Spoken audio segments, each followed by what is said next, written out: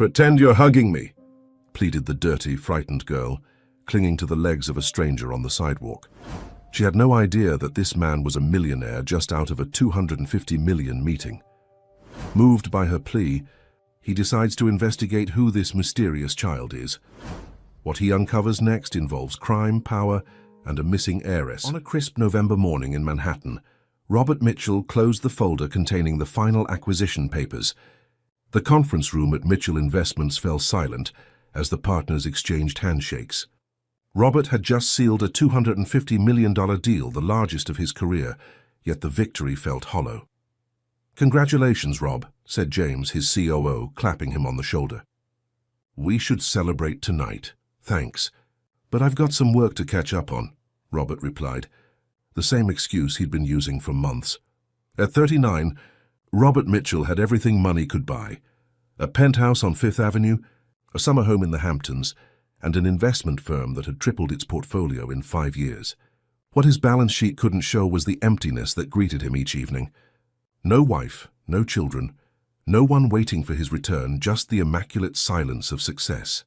The autumn wind cut through his cashmere coat as he walked toward his waiting town car. New York City continued its relentless pace around him. Business people clutching coffee cups, tourists with upturned faces, and, unexpectedly, a small blonde girl darting through the crowd, pursued by 2 uniformed officers. Robert barely registered the commotion until the child collided with his legs, clinging to them desperately.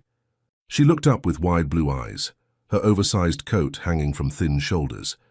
Her face was smudged, her hair tangled. "Please," she whispered, trembling against him. "Pretend you're hugging me. Pretend you're my dad." Without thinking, Robert knelt down, meeting her gaze. Something in those frightened eyes stirred memories of his own childhood, before the wealth, before Mitchell Investments, when he was just a scared kid shuttled between foster homes after his parents' accident. "Are you okay?" he asked gently. The officers caught up, slightly breathless. "Sir, sorry about this. She's a runner from East Side Children's Home, 3rd time this month." The girl's fingers dug into Robert's coat. He noticed her knuckles were raw from the cold. "What's your name?" he asked her. "Lily," she whispered, barely audible. Robert stood, keeping a reassuring hand on her shoulder. "Officers, what happens now?" "We take her back to the home," the taller officer explained. "They'll handle it from there." Robert felt Lily's small body tense. "Is there—" He hesitated, surprised by his own impulse. "Is there any way I could accompany you? I'd like to understand the situation." The officers exchanged glances. "Are you a relative, sir?" "No, but I'm concerned." Robert surprised himself with the firmness in his voice. "If there's a legal way I can help." 20 minutes later, Robert sat in the passenger seat of the patrol car, with Lily silent in the back. He watched her in the reflection of the window, small, vigilant, a worn backpack clutched to her chest. He had cancelled his afternoon meetings with a brief text to his assistant. The East Side Children's Home occupied a weathered brick building in a neighborhood that had seen better days. Inside, institutional green walls and fluorescent lighting created an atmosphere of resigned functionality. "Mr. Mitchell, I'm Patricia Wilson." "The director," said a gray-haired woman, extending her hand. "This is quite unusual, but the officers explained your interest. They mentioned you're inquiring about temporary guardianship options." "I'm exploring possibilities," Robert replied, surprised by his own words. He had built his fortune on calculated risks, yet here he was, acting on pure instinct. Patricia's office was small but organized, with children's artwork pinned to a bulletin board.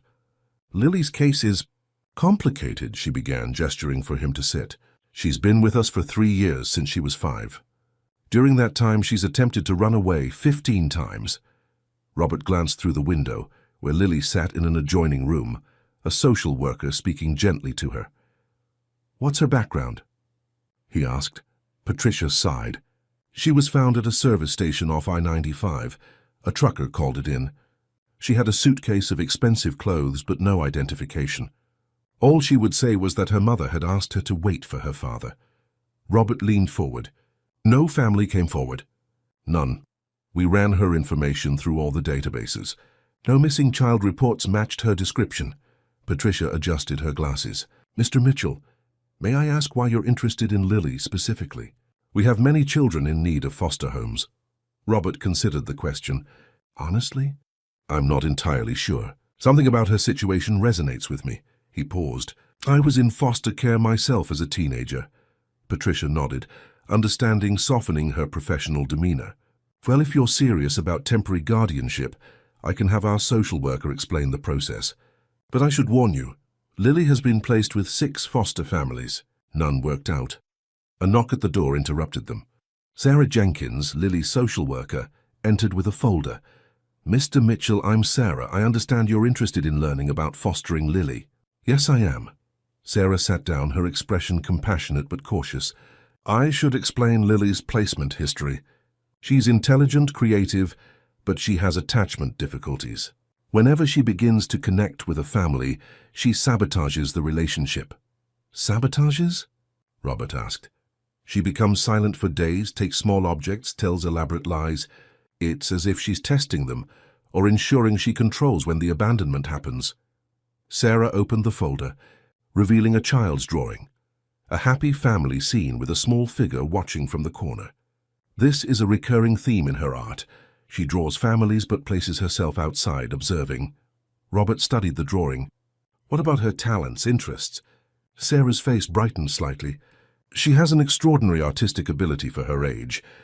She sings a French lullaby with perfect pronunciation, though she speaks no other French.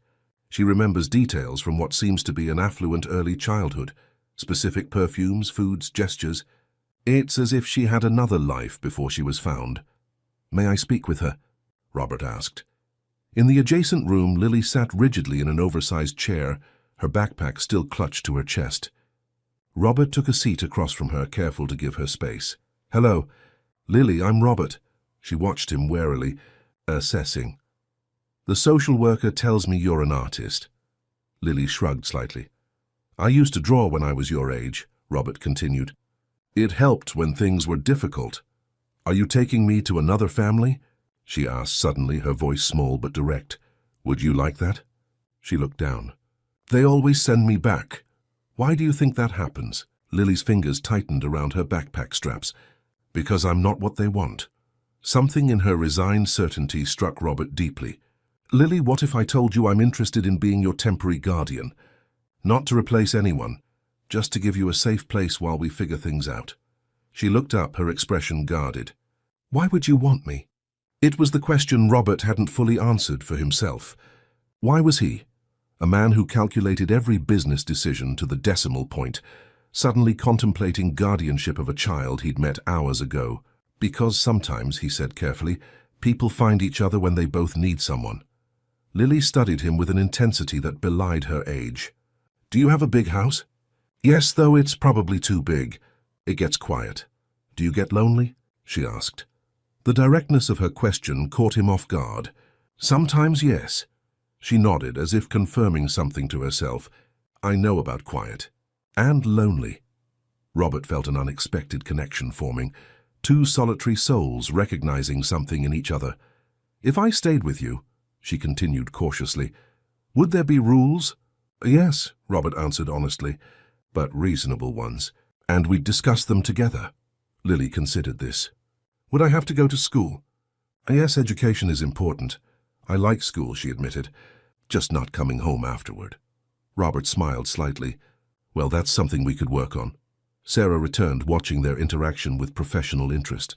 Lily, why don't you go with Ms. Wilson to get a snack, while I talk with Mr. Mitchell about the next steps? After Lily left, Sarah outlined the process. Background checks, home evaluation, parenting classes and court appearances. The emergency temporary guardianship could be approved within weeks, given your resources and Lily's situation. Then there's a 6-month probationary period before considering permanent arrangements. Robert nodded, taking mental notes. I want to do this properly. Whatever it takes. Mr. Mitchell, Sarah said carefully, I appreciate your enthusiasm, but this isn't like acquiring a company. Lily has experienced significant trauma and loss. She may test you in ways you can't imagine. I understand. Do you? Sarah pressed. Because what she doesn't need is another person who gives up when things get difficult. Robert met her gaze steadily. Ms. Jenkins, I built my company from nothing after aging out of foster care at 18. I understand persistence, and I understand what it means to feel like no one wants you. Sarah studied him for a long moment, then nodded. I'll initiate the paperwork. In the meantime, you can visit Lily here as part of the transition process. As Robert prepared to leave, he paused at the observation window. Lily sat at a table carefully drawing. Even from a distance, he could see the familiar scene taking shape. A house, a family, and in the corner, a small girl watching from the outside. Something shifted in Robert's chest, a certainty he hadn't felt since founding his company 15 years before. Whatever obstacles lay ahead, whatever bureaucracy he would navigate, he knew with absolute clarity that he wanted to give this child something he'd never had, the chance to move from the corner of the picture into the center. As if sensing his gaze, Lily looked up. For the briefest moment, the wariness in her eyes gave way to something like hope. Robert Mitchell, master of mergers and acquisitions, had just made the most impulsive decision of his life. And somehow it felt like the only right one. Robert Mitchell's penthouse underwent a transformation over the following weeks. The formerly minimalist space, designed by New York's most exclusive interior decorator, now featured a bedroom with sky-blue walls, bookshelves filled with children's classics, and an art corner with an easel, canvases, and professional-grade supplies. "Are you sure about this, Mr. Mitchell?"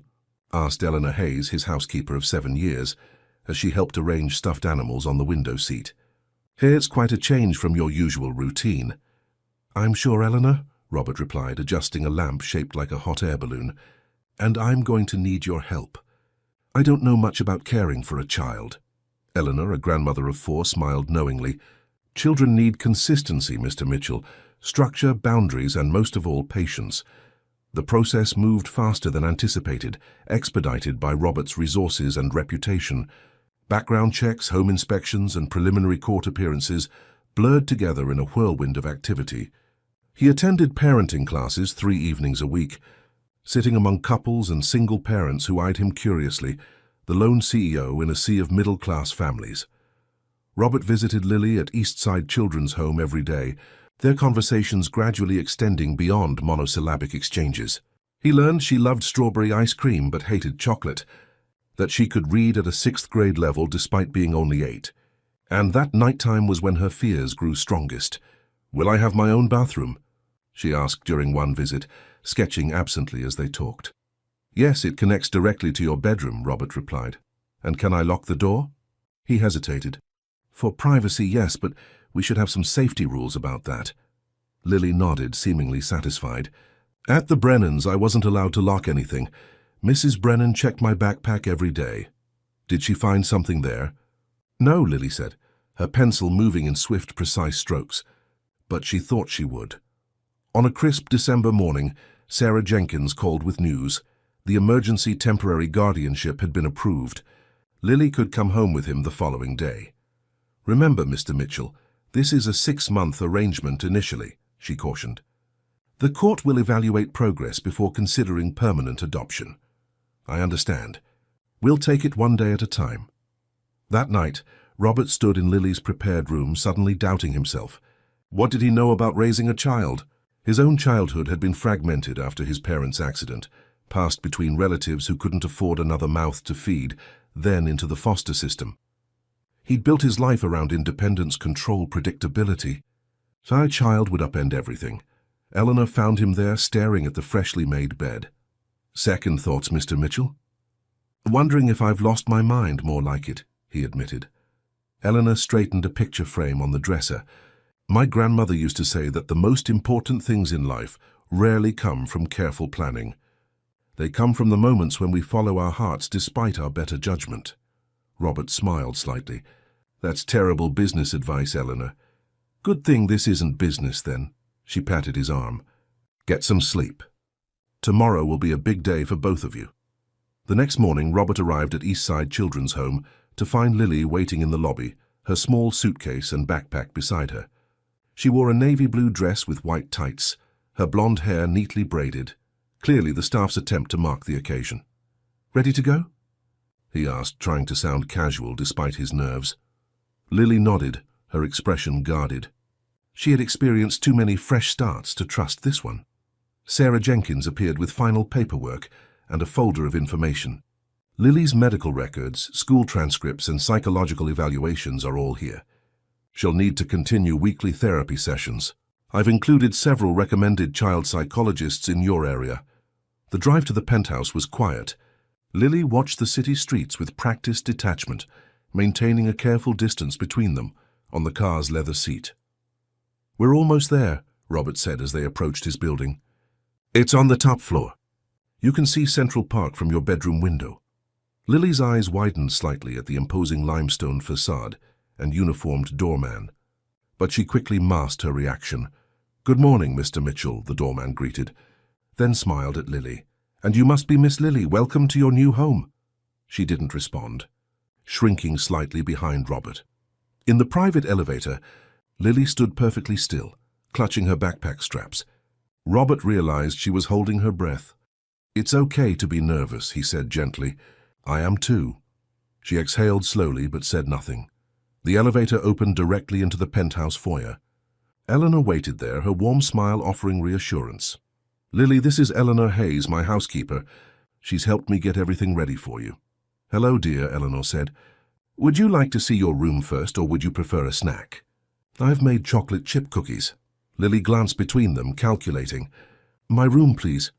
Robert led her down the hallway, past modern art installations and into the newly transformed space. Lily stopped in the doorway, her eyes scanning every detail. "You can arrange things however you like," Robert said. "We can change anything that doesn't suit you." Lily stepped cautiously into the room, touching the soft comforter, examining the art supplies, running her fingers along the book's spines. She moved to the window, gazing out at the expanse of Central Park below. "This is all for me?" she finally asked, her voice small. "All for you." She turned toward the bathroom door, pushing it open to reveal the child-sized fixtures and fluffy towels monogrammed with an L. "You can take as long as you need to settle in," Robert said. "Eleanor will have lunch ready whenever you're hungry." Lily nodded, still surveying her surroundings with cautious assessment. "I'll let you unpack," Robert added, sensing her need for space. "I'll be in the living room if you need anything." He left her door slightly ajar and retreated, finding Eleanor in the kitchen. "She's overwhelmed," Eleanor said quietly, arranging cookies on a plate. "Give her time." The afternoon passed slowly. Lily emerged only briefly for lunch, answering questions politely but minimally. She requested to eat dinner in her room, which Robert allowed, understanding her need to establish safety in her new environment. At 9 o'clock, he knocked gently on her door. "Lily, it's bedtime soon." He found her sitting cross-legged on the floor, surrounded by drawings, dozens of them, all variations of the same theme. Houses with families inside, and a small figure watching from afar. "These are very good," he said, kneeling beside her. "You have real talent." Lily gathered the drawings quickly. "They're just pictures. Would you like to put some up on your walls? Make the space more yours?" She shook her head. "Not yet." Robert helped her prepare for bed, navigating the awkward newness of their routine. He stood uncertainly in the doorway as she climbed under the covers. "Would you like me to read to you?" he asked. "No, thank you," she replied formally. "All right." "Sleep well, Lily. If you need anything during the night, my room is just down the hall on the right." He turned to leave when her voice stopped him. "Mr. Mitchell." "Yes? Is it okay if I leave my bathroom light on?" "Of course, and Lily." "You can call me Robert if you'd like." She nodded but said nothing more. Later that night, Robert woke to a strange sound. He lay still, listening. There it was again, a soft, melodic singing. He followed the sound to Lily's room. The bathroom light cast a gentle glow across the bedroom. Lily sat by the window, singing quietly in perfect French. Robert didn't understand the words, but the lullaby's gentle cadence was unmistakable. He stood silently, not wanting to interrupt what seemed like a private ritual. As the song ended, Lily whispered something inaudible, looking out at the city lights. Robert retreated to his room, struck by the realization that this child carried mysteries he might never fully understand. The following days established a tentative routine. Lily attended her new private school, where the headmistress had been briefed on her special circumstances. Eleanor prepared breakfast each morning, and greeted Lily after school with snacks and gentle conversation. Robert rearranged his work schedule to be home by 6 each evening for dinner. On the 5th night, as they ate Eleanor's pot roast in the formal dining room, Lily spoke unprompted for the first time. "My mother used to make something like this," she said, pushing a carrot around her plate, but with different spices. Robert set down his fork. "Do you remember much about your mother?" Lily's expression became distant. "She had hair like mine. She smelled like jasmine. And she wore a ring with a blue stone." "What about your father?" Robert asked carefully. "He traveled a lot. He called me his little princess." Her voice flattened. "But he didn't come back for me." "I'm sorry, Lily." She shrugged with practiced indifference. "It's okay. I'm used to it." That night Robert couldn't sleep. He made a call to Michael Donovan, a former FBI agent who now ran a private investigation firm. Robert had used his services for corporate background checks in the past. "I need information on a child," Robert explained. "Abandoned 3 years ago at a service station off I-95, approximately 5 years old at the time. No identification, but signs of an affluent background, including fluency in French lullabies." "That's not much to go on, Rob," Michael replied. "It's all I have for now. But there's something about her story that doesn't add up. No one abandons a child that way without a reason. I'll see what I can find. It'll take time." "I understand." "And Michael? Discretion is essential. This is personal." After hanging up, Robert went to check on Lily. To his surprise, she wasn't in her bed. Panic gripped him until he spotted her tiny figure curled up on the window seat, sound asleep, her sketchbook open beside her. He carefully lifted the book. The drawing showed a new scene, his penthouse with lights glowing warmly, and inside a tall figure reading a newspaper, while another figure moved about the kitchen. Robert felt a strange tightness in his chest. For the first time in one of her drawings, the little girl wasn't watching from outside. She was sitting at a table, drawing. Gently he covered Lily with a blanket, leaving her to sleep by the window that overlooked the city. As he placed her sketchbook on the nightstand, he noticed something scribbled in the corner of her drawing. Maybe this time. Robert returned to his own room, more resolved than ever to make those simple, hopeful words come true. Whatever mysteries surrounded this child, whatever obstacles lay ahead, he would not be another person who failed her. What he couldn't know was how soon those mysteries would begin to unravel, or how dangerous the truth might prove to be. 3 weeks into their new arrangement, Robert began to notice subtle changes in Lily. Her silences grew less frequent, her formal politeness occasionally giving way to genuine curiosity. Small precious moments of normalcy emerged. A smile when Eleanor served her favorite strawberry pancakes, excitement over a school art project, even a spontaneous question about Robert's day at work. But nighttime remained difficult. Twice Robert had awakened to find Lily wandering the penthouse in the dark, her eyes distant, as if searching for something, or someone. When gently guided back to bed, she had no memory of these episodes the next morning. On a snowy January afternoon, Robert sat in Michael Donovan's office in a nondescript building in Midtown. The private investigator closed the blinds before speaking. "I've been looking into your girl's background," Michael said, sliding a thin folder across his desk. "Not much to go on initially, but I've found some threads worth pulling." Robert opened the folder to find photographs of clothing labels. "What am I looking at?" "The items Lily was wearing when she was found. The police report didn't detail it, but I tracked down the officer who responded. The child had a small suitcase containing designer children's clothing, Bonpoint, Petit Bateau, Jacquardi, high-end European brands." "Confirming an affluent background," Robert noted. "Exactly. And there's more." Michael tapped another document. "The lullaby you mentioned? It's called À la Clairefontaine, a traditional French song. Not something typically known to American children, unless they've spent time in France or have French-speaking relatives." Robert thought of Lily's perfect pronunciation. So we're looking at a family with French connections, wealth, and a reason to abandon their child at a remote service station. Michael leaned back in his chair. "I've cross-referenced missing persons reports from that time frame. Nothing matches. If this child went missing, no one reported it, at least not through official channels. That makes no sense. Unless—" Michael hesitated. "Unless someone didn't want her found." Robert felt a chill that had nothing to do with the January weather. "What are you suggesting?" "I've seen cases where children become inconvenient to powerful people. Custody battles, inheritance disputes, scandals that need covering up." Michael's expression darkened. "Sometimes the simplest explanation is that someone wanted her to disappear." Robert thought of Lily's drawings, her nighttime wanderings, the fragments of memories she occasionally shared. She remembers things, details about her past life. There must be something there we can trace. I need more to go on. Specific memories, names, places, anything concrete. I'll try to get her to open up more. But I won't push her. She's just starting to trust me. Michael nodded. "There's one more avenue I'm pursuing. If we're dealing with the kind of wealth suggested by her background, there might be inheritance implications. I'm looking into prominent families with children who officially don't exist anymore, whether through alleged accidents, estrangements, or other circumstances." As Robert drove home through the falling snow, his mind raced with possibilities. What if Lily wasn't simply abandoned? What if someone had deliberately placed her in the system, where she would become just another forgotten child?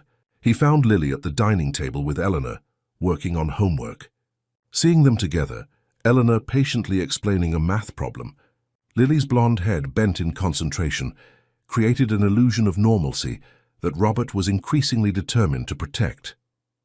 That evening, after Eleanor had gone home and Lily was preparing for bed, Robert sat beside her on the edge of the mattress. "Lily, I was wondering if you could tell me more about your life before you came to Eastside Children's Home." Her small fingers picked at a loose thread on her blanket. "Why?" "I'd like to understand you better. And sometimes talking about memories helps us make sense of them." Lily was quiet for so long that Robert thought she wouldn't answer. Then, in a voice barely above a whisper, "We lived in a house with a garden. I had a room with stars on the ceiling that glowed in the dark. My mother painted them herself." "That sounds beautiful." "She spoke French to me sometimes, especially at bedtime." Lily's eyes grew distant. "My father was away a lot. Business trips, my mother said. When he came home, he brought me presents from different countries. Do you remember what kind of work your father did?" Lily shook her head. "There were lots of meetings. People came to our house sometimes. My mother didn't like them. She would send me to play in my room when they arrived." "And your mother? What was she like?" A small smile touched Lily's lips. "She was pretty. She played the piano. And she always smelled nice, like flowers." "Jasmine," Robert supplied. "Yes." Lily looked up, surprised. "How did you know?" "You mentioned it before," he said gently. "You have a good memory." "That's what my mother said too. She called me her little elephant because I never forgot anything." Lily's expression clouded. "The last night she was scared. She packed my suitcase very quickly. She kept looking out the windows." Robert tried to keep his voice casual despite his quickening pulse. "The last night before what, Lily?" "Before we left. We drove for a long time. She kept saying we had to hurry, that we would meet Daddy later." Lily's voice grew softer. "We stopped at a big gas station. She bought me pistachio ice cream and told me to wait on the bench while she made a phone call. She said she'd be right back.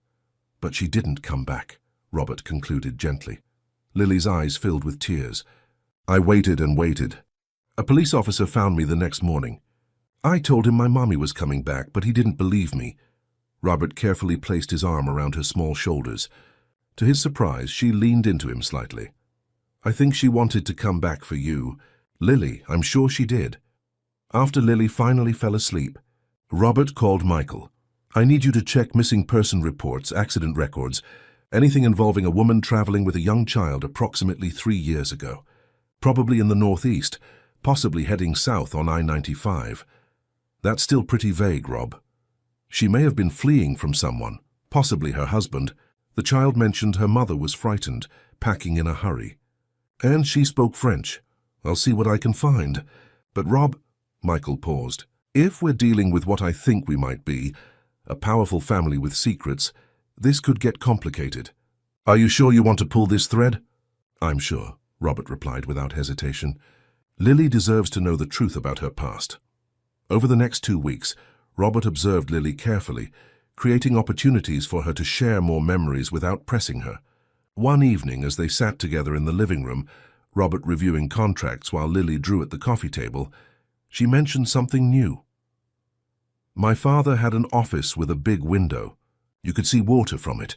Robert set aside his papers. Like a lake? Or the ocean? The ocean, I think. And there were boats. Was this in the same place as your house with the garden? Lily shook her head. No, we had to take a car to go. There, it was a tall building with his name on it. Robert made a mental note to share this detail with Michael. Coastal City, a prominent building named after its owner. This was concrete information they could use. The next day, Robert received a text from Michael requesting an urgent meeting. They arranged to meet at a quiet cafe in Brooklyn, away from Manhattan's financial district where Robert might be recognized. Michael arrived looking troubled, a thick folder under his arm. What is it? Robert asked after they were seated in a corner booth. I've been cross-referencing wealthy families with French connections, coastal properties and corporate interests. Michael opened the folder, revealing printouts of news articles and photographs. I think I know who Lily might be. He slid a magazine clipping across the table. It showed a striking blonde woman in elegant evening wear, a blue sapphire ring prominent on her hand. Beside her stood a distinguished-looking man with silver temples, his arm possessively around her waist. Caroline and William Harrison, Michael explained. He's the controlling shareholder of Harrison Global Industries, shipping, real estate, technology investments across 3 continents. Headquarters in Boston with his name on the building, overlooking the harbor. They were known for their philanthropic work, prominent in Boston society. Robert studied the photograph. 3 years ago, Caroline Harrison and their 5-year-old daughter, Elizabeth, were reportedly lost at sea during a private yacht excursion off the coast of Maine. William Harrison was in London on business at the time. Robert felt his pulse quicken. Bodies never recovered. The Coast Guard found the yacht drifting. No signs of struggle. The official conclusion was that mother and daughter had fallen overboard in rough seas. But you don't believe that? Michael lowered his voice. Financial records show Caroline Harrison withdrew significant sums from her personal accounts in the weeks before the incident. She also contacted a divorce attorney specializing in high-net-worth cases. She was planning to leave him, Robert murmured. And then there's this. Michael slid another document across the table. 2 weeks before her disappearance, Caroline transferred $500,000 to a new account under the name Claire Fontaine. The lullaby, Robert whispered. Exactly. Claire Fontaine withdrew the entire amount in cash 3 days after the account was opened. Then the trail goes cold. Michael tapped the photograph of Caroline. Now look at this image of Elizabeth Harrison, taken 6 months before the incident. The photograph showed a small blonde girl with serious blue eyes, sitting formally for a portrait in an expensive-looking dress. Robert felt his heart stop. Despite the professional styling and the passage of 3 years, the resemblance to Lily was unmistakable. Jesus, he breathed. It gets more interesting, Michael continued. Last month, William Harrison announced his intention to sell controlling interest in Harrison Global to a Chinese investment consortium. The deal is valued at approximately $3 billion. What's the connection? I had my financial analyst contact look into the Harrison Family Trust. There's a succession clause stipulating that in the event a direct heir reappears after being legally presumed deceased, they automatically inherit 30% of all Harrison assets. Robert calculated quickly. $900 million, which would significantly complicate Harrison's sale. Michael's expression grew grave. A living Elizabeth Harrison wouldn't just be an emotional complication for William, she'd be a financial liability of massive proportions. You think Caroline was running from him? Taking their daughter to safety. And something happened to Caroline before she could return for Elizabeth. Michael closed the folder. I don't have proof yet, but I'm working on tracking Caroline's movements after the withdrawal. If she was using the name Claire Fontaine, there might be hotel records, car rentals, something to establish where she went after leaving the service station. Robert thought of Lily sleeping peacefully in his penthouse, unaware that she might be the missing heiress to a business empire. If we're right about this, Lily could be in danger. If Harrison is willing to sell his company, he wouldn't want complications arising now. I've been careful with my inquiries, but we should take precautions. For now, no one knows you're investigating Lily's background, and no one has connected her to Elizabeth Harrison. Let's keep it that way until we have more concrete evidence, Robert said firmly. In the meantime, I'll increase security at the building and make sure Lily is never alone. As he left the cafe, Robert felt the weight of this new knowledge pressing on him. The abandoned child in his care wasn't simply a foster system. Casualty, she was potentially the missing piece in a puzzle involving billions of dollars and a powerful man with everything to lose if she were discovered. Back at the penthouse, he found Lily sitting with Eleanor at the kitchen counter, frosting cookies. She looked up as he entered, her face lighting with a smile that now seemed rarer and more precious given what he had learned. "Robert!" "I made one for you," she said, holding up a star-shaped cookie covered in blue frosting. "Eleanor says it matches your eyes." He accepted the cookie, his throat tight with emotion. "Thank you, Lily, it's perfect."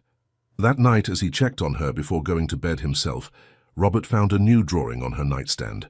It showed 3 figures standing together outside the penthouse: a tall man, a small girl, and a woman with flowing blonde hair and a blue ring. The woman was drawn with fainter lines, like a ghost or a memory, but she was smiling down at the child who stood firmly between the 2 adults. Robert carefully replaced the drawing, wondering if Lily's subconscious was processing truths her conscious mind couldn't yet fully grasp. Whatever the coming days would bring, he knew with absolute certainty that he would protect this child, not just from outside threats, but from the painful truths that might be lurking in her past. February arrived with record snowfall, transforming Central Park into a winter wonderland visible from Lily's bedroom window. On a Saturday morning, Robert stood in the doorway watching as she pressed her nose against the glass, breath fogging the pane. "Have you ever built a snowman?" he asked. She turned, something like longing in her expression. "Once, a long time ago. Would you like to build one today?" 20 minutes later, they were bundled in winter gear, descending in the private elevator. Lily vibrated with barely contained excitement, the most childlike behavior Robert had seen from her yet. In the park, they found a pristine expanse of snow. Robert demonstrated how to pack and roll it, creating a perfect base. Lily worked intently beside him, her small gloved hands shaping snow with surprising precision. "My mother and I made a snowman once," she said as they worked on the middle section. She gave him her scarf. "It was blue with little flowers. Do you remember where that was?" Robert asked casually. Lily's brow furrowed. "There was a big white house and trees with no leaves. Was it near the ocean or in the city?" There were woods behind our house, and my mother said the ocean was close, but I couldn't see it from my window." She patted more snow onto their creation. "Sometimes I remember things, but I don't know if they're real or just dreams." Robert helped her lift the middle section onto the base. "What do you mean?" "Say it like the blue ring my mother wore. Sometimes I can see it so clearly. It sparkled when she moved her hands. But other times I wonder if I made it up." "You didn't make it up," Robert said softly. "I believe your memories are real, Lily." She looked up at him, snowflakes catching on her eyelashes. "How do you know?" "Sir, because you remember them with such detail. The way the ring sparkled, the scent of jasmine, the lullaby. These aren't things you would invent." Lily seemed to consider this as they finished the snowman, adding a carrot nose and Robert's scarf. When it was complete, she stood back to admire their work, a genuine smile spreading across her face. "He needs a name," Robert suggested. "Monsieur Neige," Lily replied without hesitation. "It means Mr. Snow in French." On their walk home, Lily slipped her small hand into his, the first time she had initiated physical contact. Robert felt something shift in his chest, a fierce protectiveness mingled with growing affection. Later that evening, as Robert worked in his home office, his phone buzzed with a text from Michael. "Need to meet. New developments. Usual place tomorrow noon." The next day, Robert arranged for Eleanor to stay with Lily while he met Michael at the Brooklyn Cafe. The investigator arrived looking tense, ordering coffee before speaking. "I've been following the money trail," Michael began. "Caroline Harrison's $500,000 was just the beginning. In the 3 months before her disappearance, she systematically liquidated personal assets worth nearly $2 million. "That sounds like someone planning an escape," Robert noted. "Exactly. And here's where it gets interesting." Michael slid a photograph across the table. This was taken at a luxury hotel in Montreal, 2 weeks before the yacht incident. The image showed Caroline Harrison entering the hotel lobby, a wide-brimmed hat partially obscuring her face, but the distinctive blue ring visible on her hand. She wasn't alone, Michael continued, producing another photo. She met with this man. Robert studied the image of a distinguished gentleman in his 60s. Who is he? Jean-Pierre Beaumont, former legal counsel to European banking families, specializes in creating new identities, offshore accounts, disappearing fortunes, all strictly legal, of course, but perfect for someone looking to vanish with significant assets. So Caroline was methodically planning to leave her husband and take their daughter. Yes, but there's more. Michael lowered his voice. William Harrison's company, Harrison Global, has been under investigation by the Securities and Exchange Commission for the past 5 years.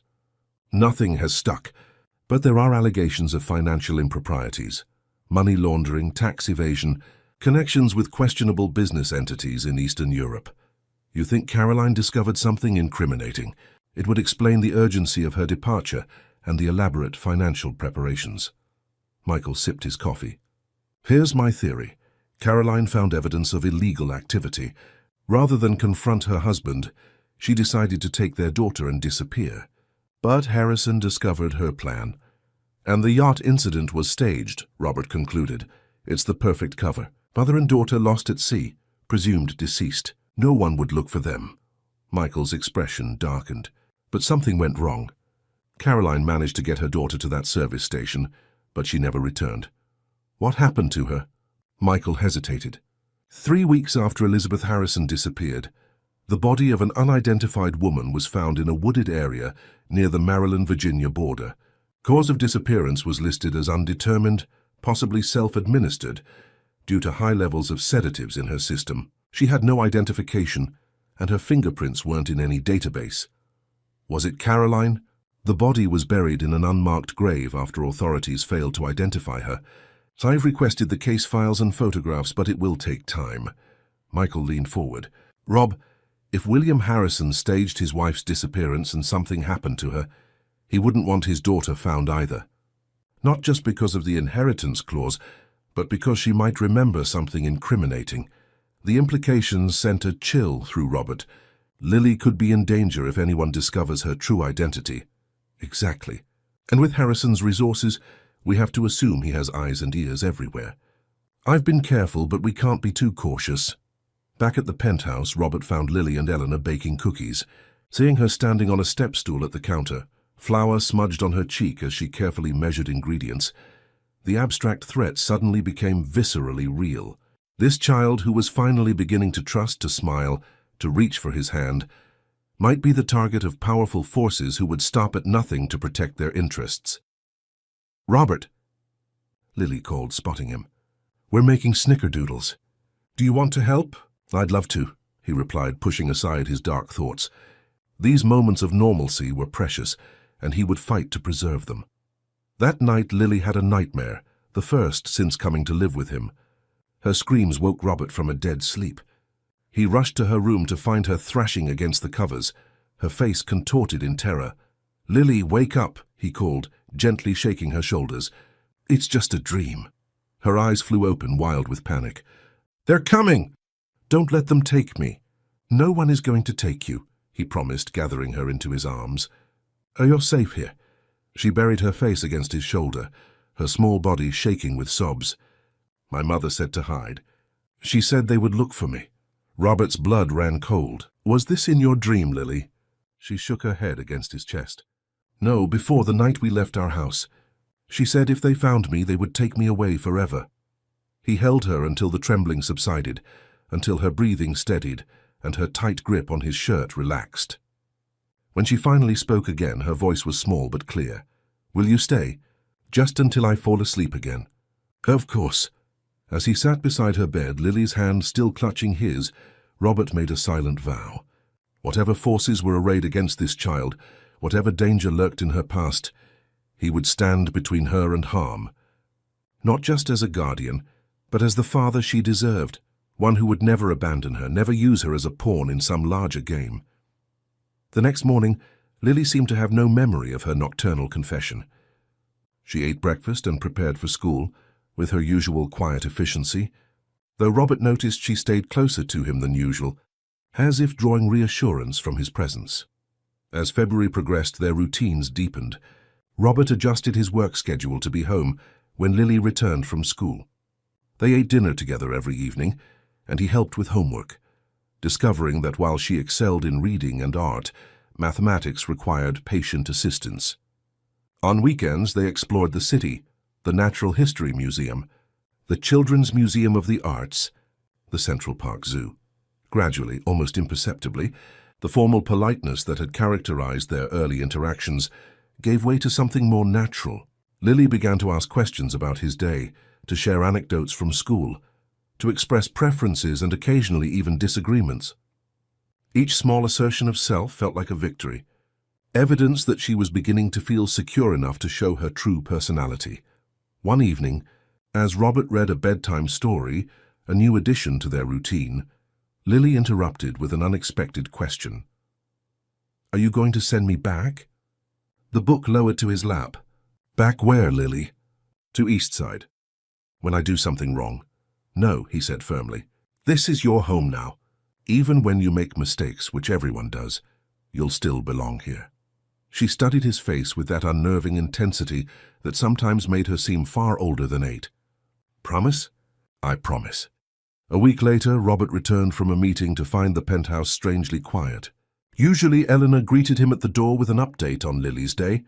"Eleanor, Lily?" he called, a note of alarm entering his voice when there was no response. He moved swiftly through the apartment, panic rising with each empty room. When he reached Lily's bedroom, he found the door closed, unusual as they had a rule about keeping doors open when adults weren't present. He knocked softly. "Lily, are you in there?" No answer.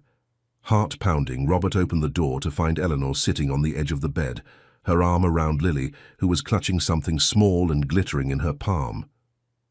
"What's going on?" he asked, relief giving way to concern at their serious expressions. Eleanor looked up. "Mr. Mitchell, Lily has something to tell you." The child's face was blotchy from crying, her eyes downcast. "I took something that wasn't mine," she whispered. She extended her hand, opening her fingers to reveal a silver pocket watch, an antique that had belonged to Robert's grandfather, kept in a drawer in his study. "I see," Robert said carefully, sitting down on her other side. "Can you tell me why?" Lily's shoulders hunched. "I don't know. I just wanted it." Eleanor rose discreetly. "I'll give you two some privacy." After she left, Robert gently took the watch from Lily's palm. "This belonged to my grandfather. It's special to me." "Are you mad?" she whispered, still not meeting his eyes. "I'm not mad, but I am disappointed that you took something without asking. More importantly, I'm concerned about why you did it." Lily's chin trembled. "Sometimes I take things from people." "I know," Robert said gently. "Sarah told me this happened in your foster homes, too. They always sent me back after, and there it was, the fear lurking beneath the surface. Each small transgression was a test, a way of hastening the inevitable rejection before she could become too attached." "Lily, look at me," Robert said. The blue eyes, so like those of the woman in the photograph, finally met his. "Remember what I promised?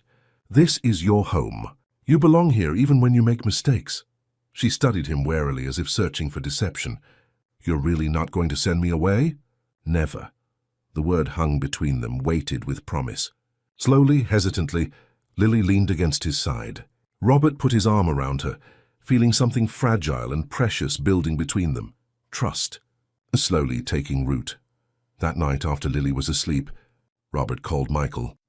"I need you to expedite whatever you're doing," he said without preamble. "I want to file for permanent adoption as soon as possible." "Rob, are you sure that's wise? If Lily is Elizabeth Harrison, then she's still a child who needs a family," Robert interrupted. "So real family, not a legacy to be protected or a pawn in some corporate game. Whatever her legal name is, whatever her past holds, she deserves a future where she's loved for herself, not for what she represents." "I understand," Michael replied. "But proceeding with adoption, while knowing her potential identity, creates complications. Legally, you'd be obligated to make reasonable efforts to locate living relatives. I'm aware, and if William Harrison is who we suspect he is, I'll fight him with everything I have. After ending the call, Robert went to check on Lily one last time. She slept peacefully, her blonde hair spread across the pillow, one hand clutching a stuffed elephant he'd bought her at the zoo. On her nightstand sat a new drawing, the penthouse with two figures clearly visible through the windows, a tall man and a small girl side by side at a table. No observer in the corner, no ghostly third figure, just the two of them together. Robert felt a surge of resolve. The legal battle ahead might be daunting, the risks real, but he had built an empire from nothing once before. For Lily, he would do it again and more. He would create a fortress around her, not of wealth or influence, but of love and unwavering commitment.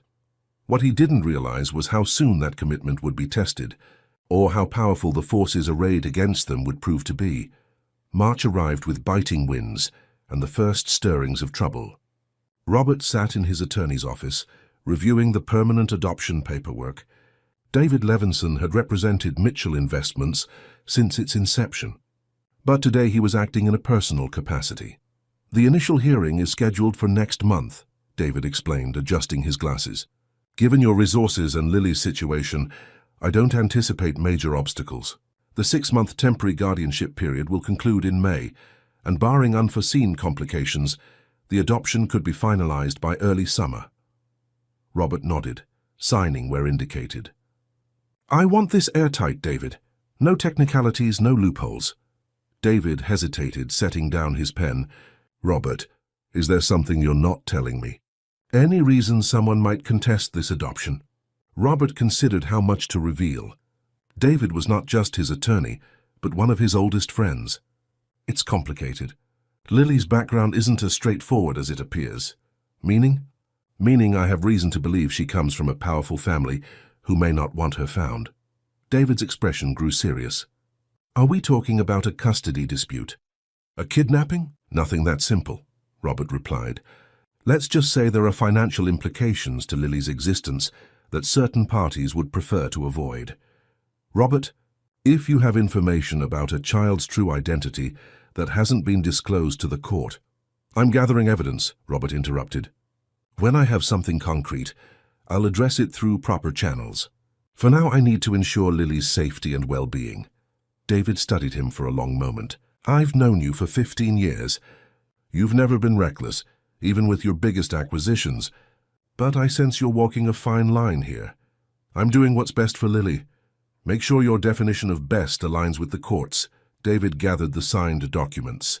I'll file these tomorrow. In the meantime, keep me informed of any developments that might affect the proceedings. As Robert left the office, his phone buzzed with a text from Eleanor. Someone came by the building asking about you and Lily. Said they were from social services but didn't have proper ID. Doorman turned them away. A cold weight settled in Robert's stomach. He immediately called Michael Donovan. Someone's poking around my building, he said without preamble, claiming to be from social services. That's concerning, Michael replied. Could be legitimate, could be someone fishing for information. Either way, we should increase security precautions. Already on it.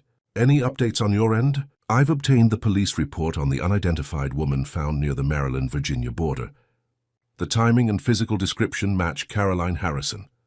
I'm working on getting access to the medical examiner's files to compare dental records. And William Harrison? He's pushing to finalize the sale of Harrison Global by the end of the second quarter. The deal would restructure the company's ownership, effectively nullifying the succession clause once the transaction closes. So he's on a timeline, Robert concluded. Exactly. If Elizabeth Harrison were to resurface before the sale concludes, it would trigger the inheritance provision, potentially derailing the entire transaction. How would he even know to look for her now? She's been presumed deceased for 3 years. Michael paused. That's what worries me. Someone must have flagged something in our investigation. I've been careful, but Harrison has connections throughout the financial and legal worlds. One misplaced inquiry, one too specific question. Double down on security, Robert said firmly. I want to know every unusual contact, every strange inquiry, anything that doesn't feel right. When Robert returned to the penthouse, Lily was working on a school project at the dining table. Colored construction paper, scissors, and glue sticks were scattered across the normally pristine surface. She looked up as he entered, her serious expression melting into a smile. "I'm making a diorama of the solar system," she explained, holding up a blue and green paper earth. "Eleanor helped me with the wire structure." "It looks great," Robert said, setting down his briefcase. "Jupiter needs more red in the Great Red Spot, though." Lily looked surprised. "You know about Jupiter?" "I wanted to be an astronaut when I was your age. I read everything I could find about space." "What happened? Why didn't you become one?" Robert sat beside her, picking up a scrap of yellow paper. "Life took me in a different direction. After my parents were in an accident, I moved around a lot.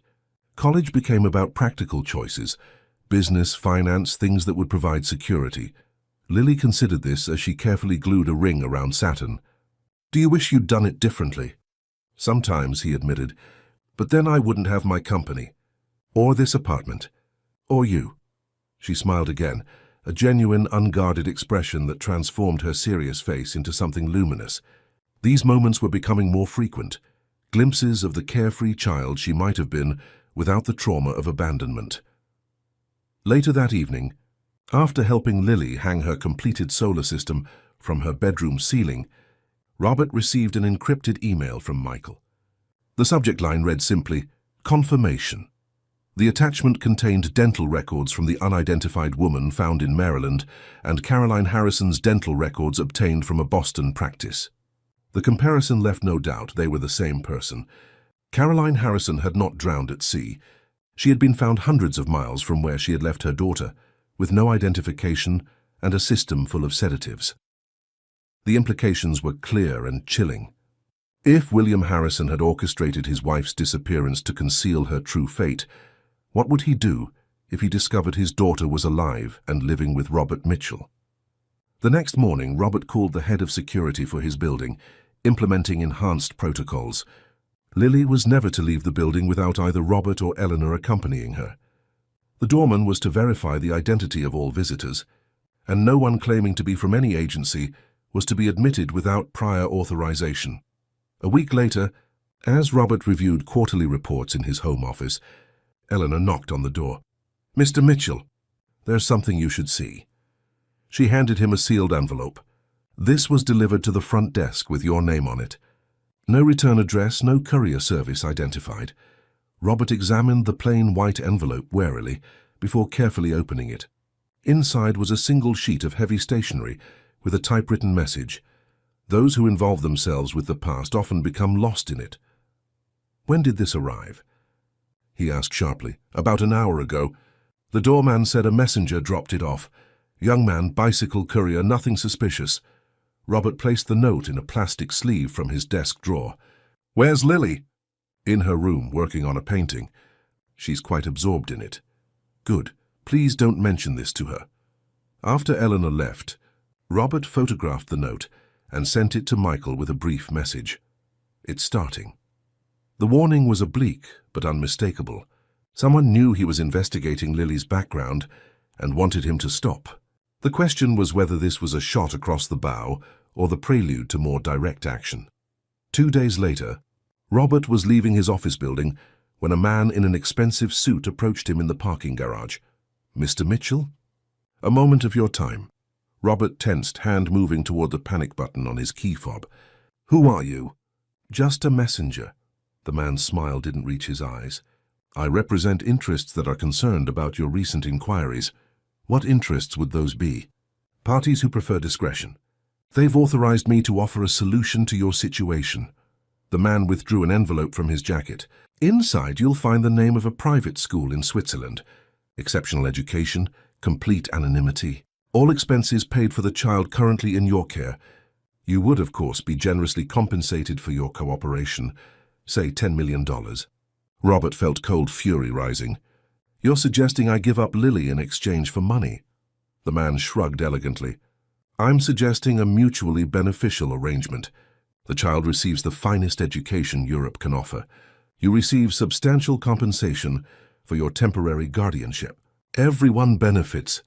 "Get out of my sight," Robert said, his voice dangerously quiet. And tell your interests that Lily isn't for sale. At any price. The man's pleasant expression hardened. Mr. Mitchell, I don't think you appreciate the complexity of the situation. There are forces at work here beyond your understanding. I understand perfectly, Robert replied. Someone powerful is trying to erase a child's existence. Someone who's already responsible for her mother's disappearance. Tell William Harrison that if he wants a fight, he's found one. A flicker of surprise crossed the man's face before his professional mask returned. I don't know who you think I represent, but I advise you to reconsider. This offer expires in 48 hours. After that, other methods may be employed. As the man walked away, Robert called Michael. Harrison's made contact, tried to buy me off with 10 million and a Swiss boarding school for Lily. That confirms our theory, Michael replied grimly. If he's moved to direct contact, he's getting desperate. The sale must be progressing. He threatened other methods if I don't cooperate. Take it seriously, Rob. This isn't a corporate takeover where the worst outcome is financial loss. Harrison can't afford for his daughter to reappear now. Not with 3 billion at stake. That night, Robert found it impossible to sleep. He checked on Lily repeatedly, watching the rise and fall of her chest, the peaceful expression that came only in slumber. In just 3 months, this child had become the center of his world, more important than his company, his wealth, everything he had spent his adult life building. The next morning, as Lily ate breakfast before school, Robert made a decision. How would you feel about taking a little vacation? He asked casually. Lily looked up from her cereal. What about school? I think we both deserve a break. Maybe somewhere warm?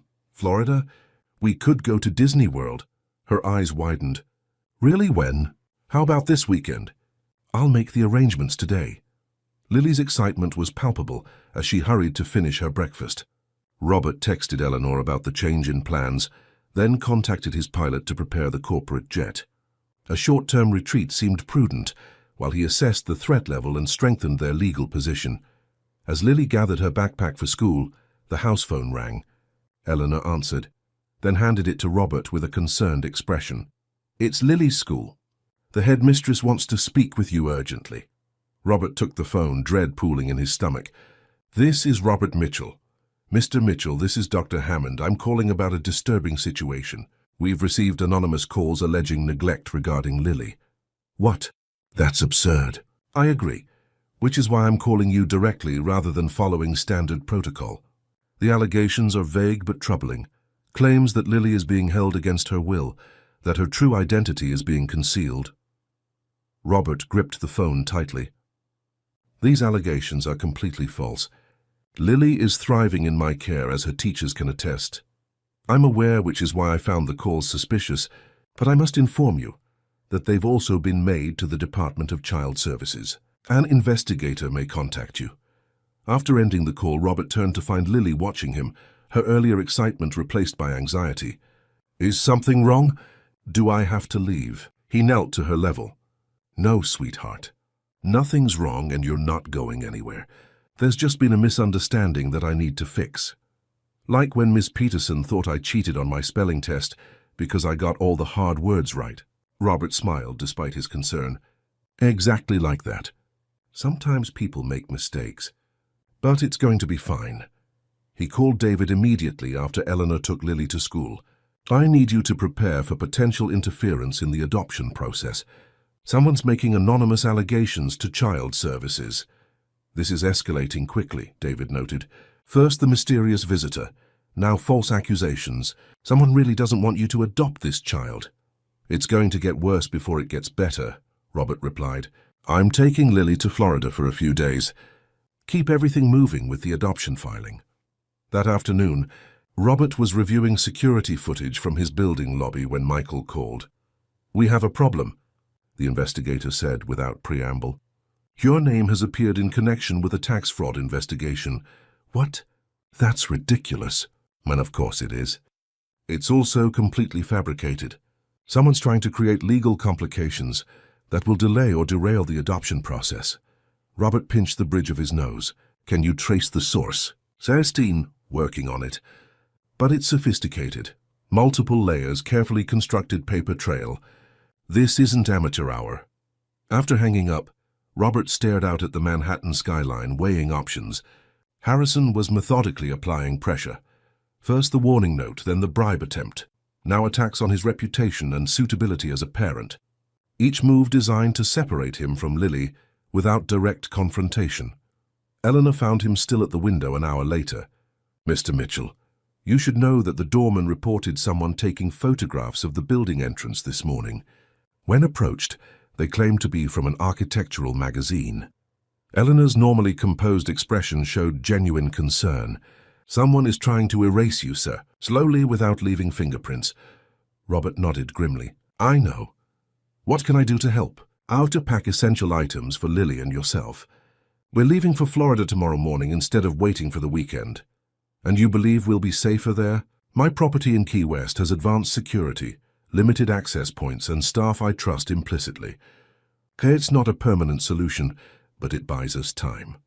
That evening, as Robert helped Lily pack her favorite clothes and art supplies, she seemed to sense the urgency beneath his casual manner.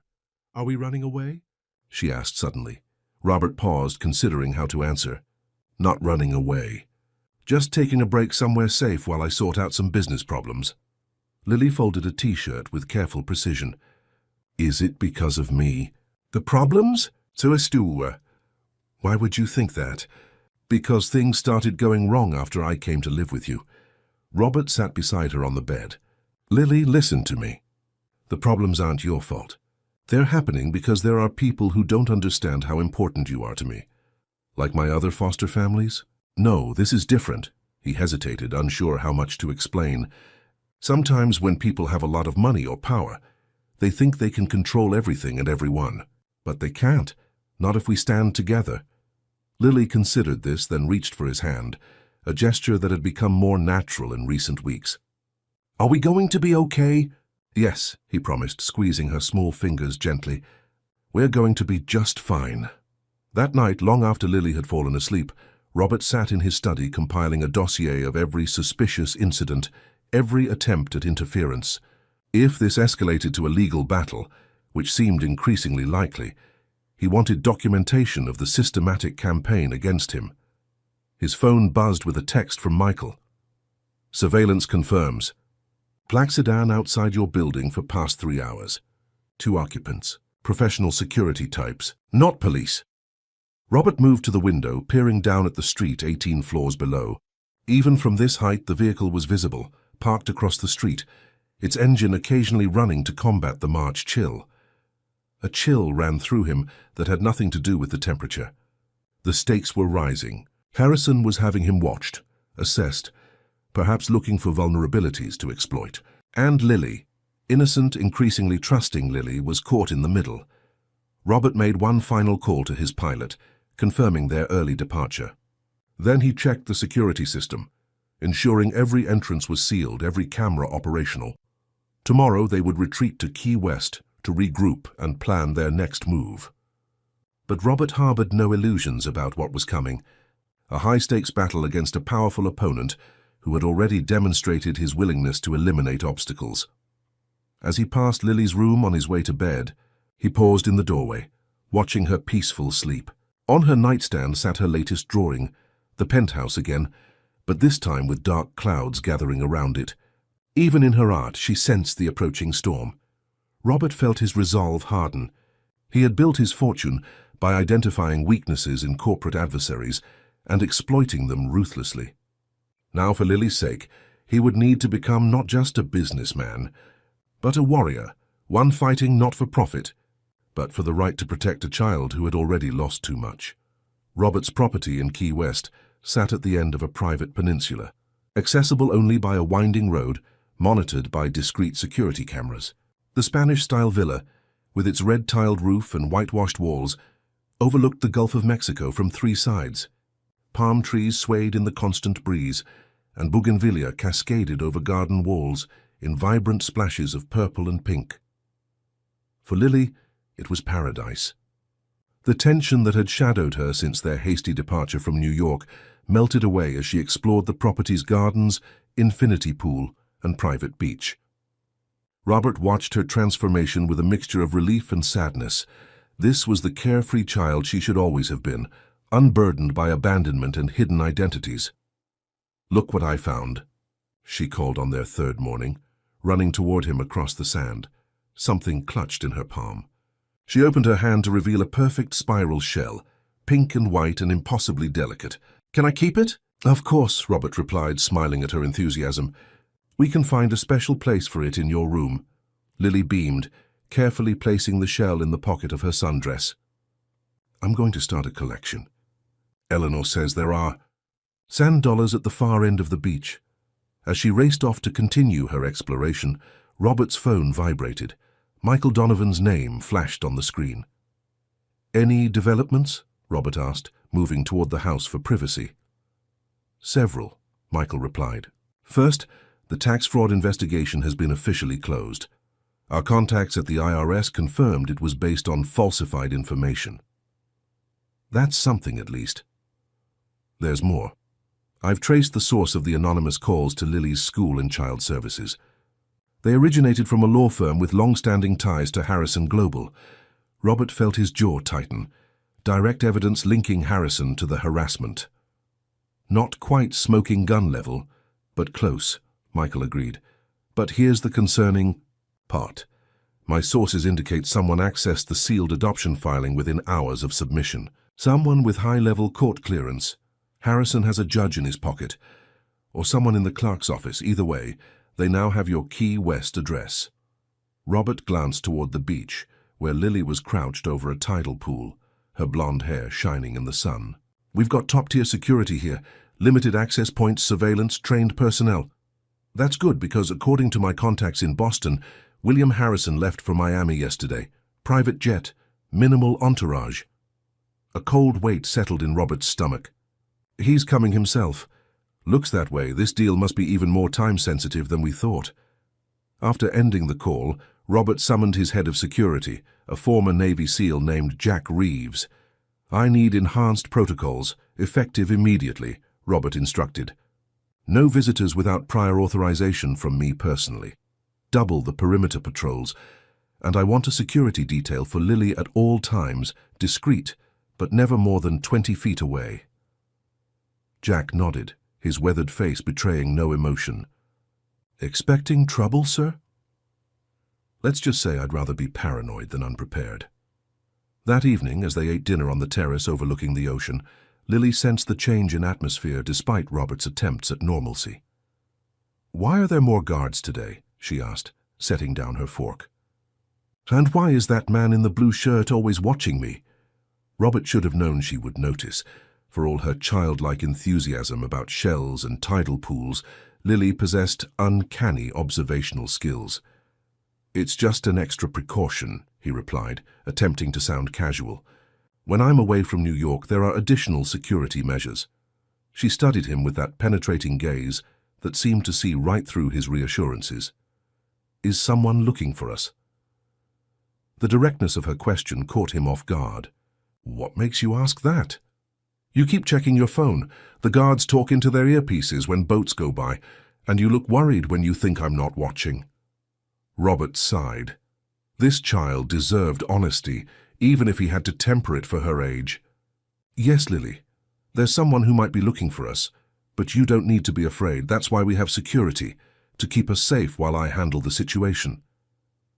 "Is it because of who I was before? Before the children's home?"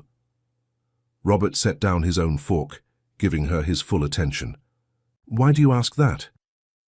Lily traced patterns in the condensation on her water glass. "Sometimes I remember things. A big house with a garden, a room with star stickers on the ceiling, a man who was angry a lot, and my mother crying." "Do you remember the man's face?" She shook her head. "Not really, just that he was tall and his voice got scary when he was mad." Robert chose his next words carefully. "Lily, I believe the person looking for us might be connected to your past, but I promise you this, no one is going to take you away. Not while I'm here." She nodded solemnly, then slipped from her chair to come around the table. Without warning, she wrapped her arms around his neck in a fierce hug. "I won't let them take you away either," she whispered. That night, Robert couldn't sleep. He reviewed security footage on his tablet, checked entry logs, and finally stepped onto his private balcony to scan the darkened grounds. The property was secure, lights illuminating the perimeter, guards visible at key positions. Yet something felt wrong.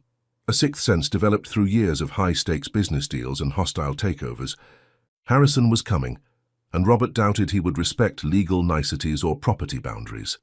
His instinct proved correct the very next morning. Robert was reviewing documents in his study when Jack Reeves appeared in the doorway, expression grim. "Sir, there's a situation at the main gate. 3 men in a black Escalade requesting entry. One claims to be William Harrison, says he needs to speak with you about his daughter." Robert felt adrenaline surge through his system. He used those exact words? His daughter? "Yes, sir. He has documentation, DNA test results, birth certificate, legal identification." "Deny them entry. Tell Harrison if he wants to talk, he can have his attorney contact mine." Jack hesitated. "Sir, he's threatening to return with local authorities and a court order. Claims you're harboring his child illegally." Robert stood, straightening his shirt. "Let him in, just him, not his associates. Have him escorted to the main terrace, and make sure Lily stays in the east wing with Eleanor." 20 minutes later, Robert stood on the terrace overlooking the ocean, watching as a silver-haired man in an impeccable linen suit approached. Even without the photographs Michael had shown him, Robert would have recognized William Harrison. He carried himself with the unconscious authority of someone accustomed to power, his handsome features set in lines of cold determination. 2. Security guards flanked him until they reached the terrace, then retreated to a respectful distance at Robert's nod. "Mr. Mitchell," Harrison said, his Boston accent barely detectable, "I appreciate you seeing me, though I would have preferred less dramatic circumstances for our first meeting." "Cut the pleasantries, Harrison," Robert replied coldly. "We both know why you're here." Harrison smiled thinly, taking a seat without invitation. "Indeed, I've come about my daughter, Elizabeth. I believe you know her as Lily." "The daughter you reported drowned at sea 3 years ago? The one whose mother mysteriously disappeared? After trying to escape from you, that daughter?" The smile vanished from Harrison's face. "You're operating under serious misconceptions, Mr. Mitchell. My wife suffered from mental health issues. She took our daughter and fled during a psychotic episode. The yacht incident was a tragic accident, one I've spent 3 years trying to recover from." "Spare me the grieving father act," Robert said. "I know about Caroline's financial preparations, her meetings with Beaumont, the succession clause in your company trust. I know about the unidentified woman found in Maryland with a system full of sedatives." A flicker of surprise crossed Harrison's features before his mask of control returned. "You've been quite thorough in your investigation, but you've constructed a conspiracy where there is only tragedy. Now, I've brought proof of my paternity." He removed an envelope from his jacket. "DNA results, Elizabeth's birth certificate, family photographs. The evidence is irrefutable."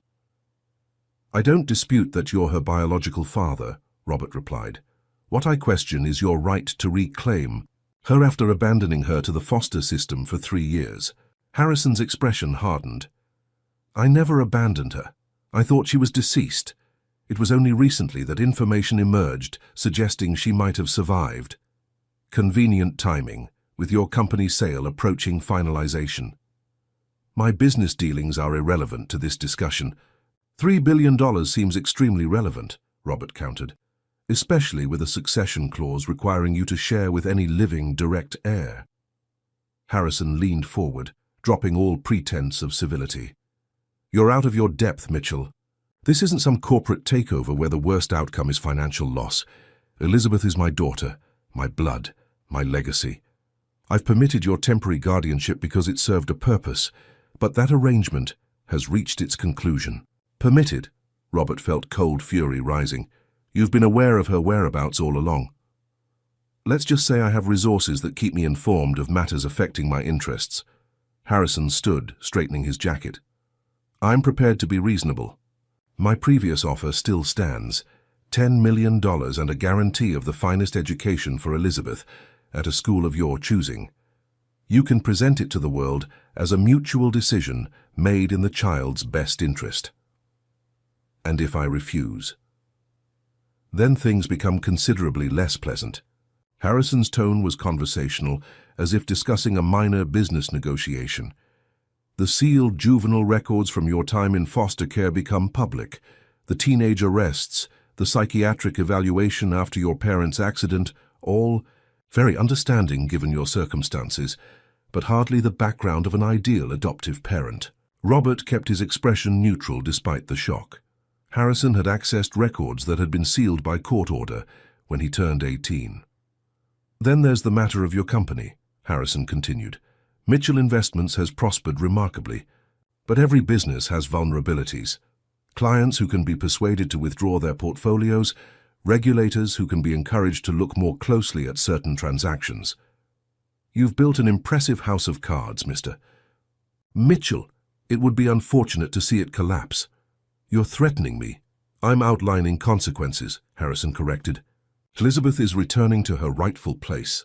The only question is whether you benefit from the transition or suffer from opposing it. Robert felt something snap inside him, the last restraint on his anger. Let me outline some consequences for you, Harrison. If you attempt to take Lily through intimidation or legal manipulation, I will dedicate every resource I possess to exposing you. The suspicious circumstances of your wife's disappearance, the financial irregularities at Harrison Global, your connections to questionable entities in Eastern Europe, all of it becomes front-page news. Harrison's composed expression faltered slightly. You would put Elizabeth through a public spectacle? Subject her to media scrutiny and court appearances? That hardly seems in her best interest. Don't you dare invoke her best interests, Robert growled. You didn't search for her for 3 years. You didn't sit with her through nightmares, or help her learn to trust again, or watch her slowly emerge from the shell she built to protect herself from people exactly like you, people who see her as an asset to be controlled, not a child to be loved. A touching speech, Harrison replied, his tone dismissive. But sentimentality doesn't change biology. She is my daughter. Biology doesn't make you a father, Robert countered. Love, commitment, sacrifice, those make you a father. And in all those ways, she is my daughter now. The two men stared at each other in charged silence, the gulf between their worldviews unbridgeable. You have 24 hours to reconsider, Harrison finally said. After that, I return with attorneys and court orders. Elizabeth will be coming home with me one way or another. As Harrison turned to leave, a small voice froze both men in place. My name is Lily. She stood in the doorway to the terrace, small but defiant, Eleanor hovering anxiously behind her. How long she had been there, how much she had heard, Robert couldn't tell. But her eyes were fixed on Harrison with a mixture of fear and recognition. Harrison recovered first, his stern expression softening into something that might have passed for warmth, if not for the calculation in his eyes. Elizabeth, my little princess, do you remember me? Lily took a step backward, moving closer to Robert. My name is Lily now. Of course, if you prefer that name. You've grown so much. Harrison took a step toward her. Do you remember our house? Your room with the stars on the ceiling? The garden where you had your swing? Lily's expression flickered with uncertainty. Sometimes. In dreams. They're not dreams, sweetheart. They're memories of your real home, your real family. Harrison knelt to her level, extending his hand. I've been looking for you for so long. No, you haven't, Lily said, with the simple clarity of a child stating an obvious truth. If you were looking, you would have found me before. Harrison's outstretched hand wavered. It's complicated, Elizabeth. There were terrible mistakes, misunderstandings. My mother was scared of you, Lily continued, her voice steady despite the tremor in her small frame. She said we had to hide. Harrison's mask slipped, revealing a flash of cold anger before he recovered. Your mother was confused. She wasn't well. She took you away when she shouldn't have. She sang to me in French, Lily said, and she wore a ring with a blue stone. Yes, that's right, Harrison seized on this detail. A sapphire. It was my grandmother's. I gave it to your mother on our 5th anniversary. Robert moved to Lily's side, placing a protective hand on her shoulder. Lily, you don't have to talk to him if you don't want to. She looked up at Robert, then back at Harrison. My mother said never to go with him, that he would take me away forever. Harrison stood, his pleasant facade cracking. That's enough of this charade. Elizabeth is coming home where she belongs. My attorneys will contact you, Mitchell. Expect formal proceedings within days. As Harrison strode away, escorted by security, Lily pressed against Robert's side. I don't want to go with him, she whispered. He was the one my mother was afraid of. Robert knelt beside her. Listen to me, Lily. You're not going anywhere you don't want to go. I promise you that. But he said he has papers and lawyers. So do I. And more importantly, I have the truth. Robert looked into her frightened blue eyes. Do you trust me? She nodded without hesitation. Then trust me to fight for you. Because that's what real fathers do. Later that night, after Lily had finally fallen asleep in the bedroom adjoining his own, Robert called David Levinson. Harrison made contact in person. He's threatening legal action, intimidation, exposure of sealed records, the works. We need to move now. I've already filed for an emergency hearing, David replied. But Rob, if he has DNA confirmation and documentation proving she's Elizabeth Harrison, the court will give significant weight to biological parentage. Even if the biological parent abandoned her for 3 years and may be responsible for her mother's disappearance, those are serious allegations that would require substantial evidence. Do you have that evidence? Robert thought of Michael's ongoing investigation, the fragmented trail connecting Harrison to Caroline's fate. We're working on it. But what about Lily's wishes? She's clearly stated she doesn't want to go with Harrison. The court will consider her preferences, especially given her age. But they'll also assess whether those preferences might be influenced by her current circumstances or attachment to you. So they could dismiss her fear of Harrison as mere loyalty to me. It's possible. We need to build a comprehensive case, not just against Harrison, but for you as the better parent regardless of biology. After ending the call, Robert stepped onto the balcony. The night was clear, stars reflected in the dark mirror of the Gulf. Somewhere in Boston, William Harrison was probably making similar calls to his own attorneys, marshalling the considerable resources at his command. The coming battle would not be fought with physical force, but with legal maneuvers, character assassination, and the cold calculus of influence. And at the center of it all was a child who had already lost too much, whose fragile trust in the world was once again being threatened. Robert gripped the balcony railing, staring out at the vastness of the ocean. Harrison might have wealth, power, and biological connection on his side. But Robert had something more important, Lily's love and trust earned day by day through consistency and care. In the quiet darkness, he made a silent vow. Whatever it took, whatever personal cost, he would ensure that Lily never again became that solitary figure, watching from the corner of her own drawings. She belonged in the center now, safe, loved, and home at last. The flight back to New York was subdued. Robert had decided that retreating to Key West had been a tactical error. It made them look as if they were hiding, potentially undermining their legal position. Better to return and face the coming storm head-on, surrounded by their full support network and resources. Lily sat beside him on the private jet, her sketchbook open but untouched. Since Harrison's appearance, she had been quieter, her nightmares returning with disturbing frequency. Are we going to court? She asked suddenly, breaking the silence. Robert set aside his tablet. Yes, there will be some hearings where judges need to listen to both sides. Will I have to talk to them? Possibly. The judge might want to hear from you directly, to understand what you want. Lily twisted a colored pencil between her fingers. What if they don't believe me? Why wouldn't they believe you? It's because I'm just a kid, and he's a grown-up with lots of money. Her perception of the power dynamics was unnervingly accurate. Being a kid doesn't make your feelings less important, Robert assured her. In fact, in cases like this, what you want matters very much to the court. Lily seemed unconvinced. The Crawfords didn't care what I wanted. Neither did the Brennans. Or the Michelsons. Each name represented another foster placement that had failed her, another household where her needs had been secondary to adult convenience. No wonder she doubted that her voice would be heard now. This is different, Robert said gently. I care what you want. My lawyer cares. And we're going to make sure the judge cares too. She nodded, turning back to her blank page. After a moment she began to draw. Not her usual house scene, but what appeared to be a courtroom with small figures standing before a towering bench. Back in Manhattan, changes were immediately apparent. Paparazzi clustered near Robert's building, alerted to the developing story of a billionaire custody battle. Security guards created a protective corridor from the car to the private elevator, shielding Lily from the shouted questions and camera flashes. "Why are those people taking pictures?" she asked, clinging to Robert's hand as they hurried inside. "Because people are interested in our story," he replied, keeping his tone light despite his anger at the intrusion. "But they don't need to know the details. That's private between us and the court." Upstairs, Eleanor had prepared the penthouse for their return, making it a sanctuary from the chaos brewing below. David Levinson arrived shortly after, bringing a stack of legal documents and a reassuring smile for Lily. "Hello again," he said, kneeling to her level. "Do you remember me from our meeting last month?" Lily nodded. "You're Robert's lawyer. You had candy in your office." David laughed. "That's right. And I brought some more today." He produced a small bag of jelly beans from his pocket.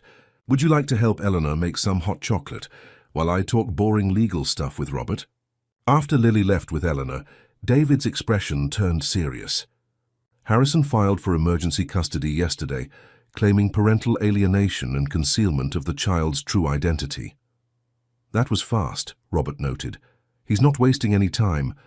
The preliminary hearing is scheduled for tomorrow morning. Judge Rebecca Winters, known for being thorough but traditionally inclined toward biological family reunification. Not ideal. No, but we have some counterpoints ready. I've compiled Lily's complete history in the foster system, statements from her social worker and therapist about her progress with you, and school reports showing her academic and social improvement. Our narrative is clear. After years of instability and abandonment, Lily is finally thriving with you. Disrupting that would cause significant psychological harm. And Harrison's claim that I concealed her identity. We're countering with the fact that you initiated an investigation into her background as soon as you suspected there might be more to her story, demonstrating good faith. Furthermore, we're questioning why, if Elizabeth Harrison was so precious to her father, no meaningful search was conducted after the alleged drowning. No private investigators, no age progression photos, nothing. Robert nodded approvingly. "What about Caroline's disappearance?" David hesitated.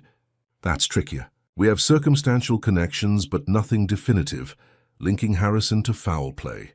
If we make accusations we can't substantiate, it could backfire severely. So we focus on Lily's well-being and the abandonment angle." "Exactly. We position you as the stable, loving parent she needs, while questioning Harrison's 3-year absence and sudden interest coinciding with his company sale." After David left, Robert found Lily in the kitchen, helping Eleanor prepare dinner. The normalcy of the scene, Lily carefully tearing lettuce leaves for a salad, Eleanor showing her how to check if the pasta was done, struck him as both precious and fragile. This domestic tranquility, so hard-won over months of patient relationship building, was now threatened by outside forces. "Can I help?" he asked, rolling up his sleeves. Lily looked up, a genuine smile breaking through her earlier solemnity. "You can grate the cheese. Eleanor says I'm still too little for the grater." "An important job," Robert agreed, taking the block of parmesan she offered. "Every good meal needs teamwork." That evening, after Lily was asleep, Michael Donovan arrived with updates on his investigation. "I've been digging into Harrison's movements around the time Caroline disappeared," he explained, spreading photographs across Robert's desk.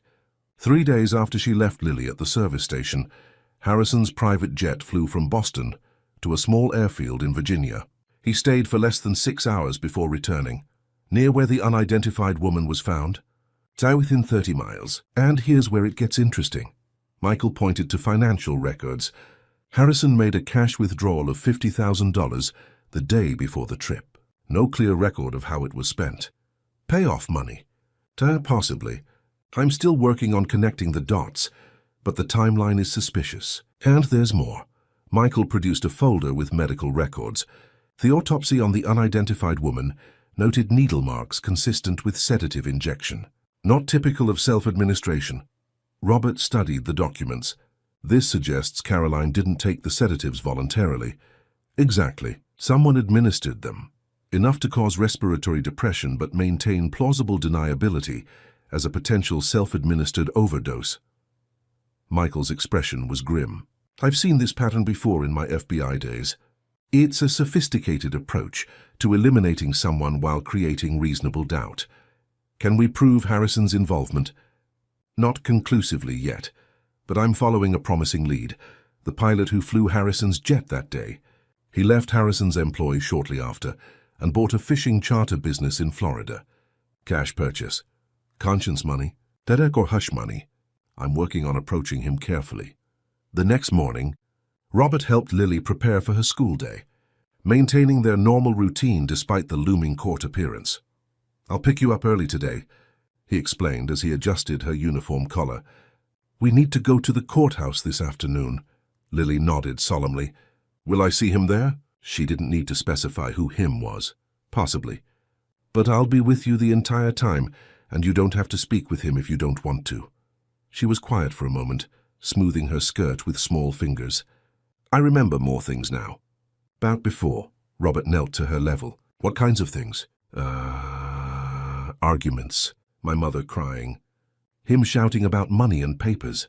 Her brow furrowed with the effort of accessing fragmentary memories. Once he locked us in my room. My mother pushed my dresser against the door. Each revelation strengthened Robert's resolve. Whatever legal challenges lay ahead, he would fight with everything he had to protect this child from returning to a home that had terrified her. The preliminary hearing was set for 3 o'clock. Robert and David arrived early, navigating past reporters clustered on the courthouse steps. Inside, the atmosphere was charged with the particular tension of high-stakes family court proceedings, a mixture of legal formality and raw emotional undercurrents. William Harrison was already present, flanked by 3 attorneys in expensive suits. He nodded curtly to Robert, his expression revealing nothing. Judge Rebecca Winters, a stern-faced woman in her 60s, called the hearing to order promptly. This is a preliminary determination in the matter of parental rights regarding Elizabeth Harrison, also known as Lily Jane Doe. We have competing claims before us.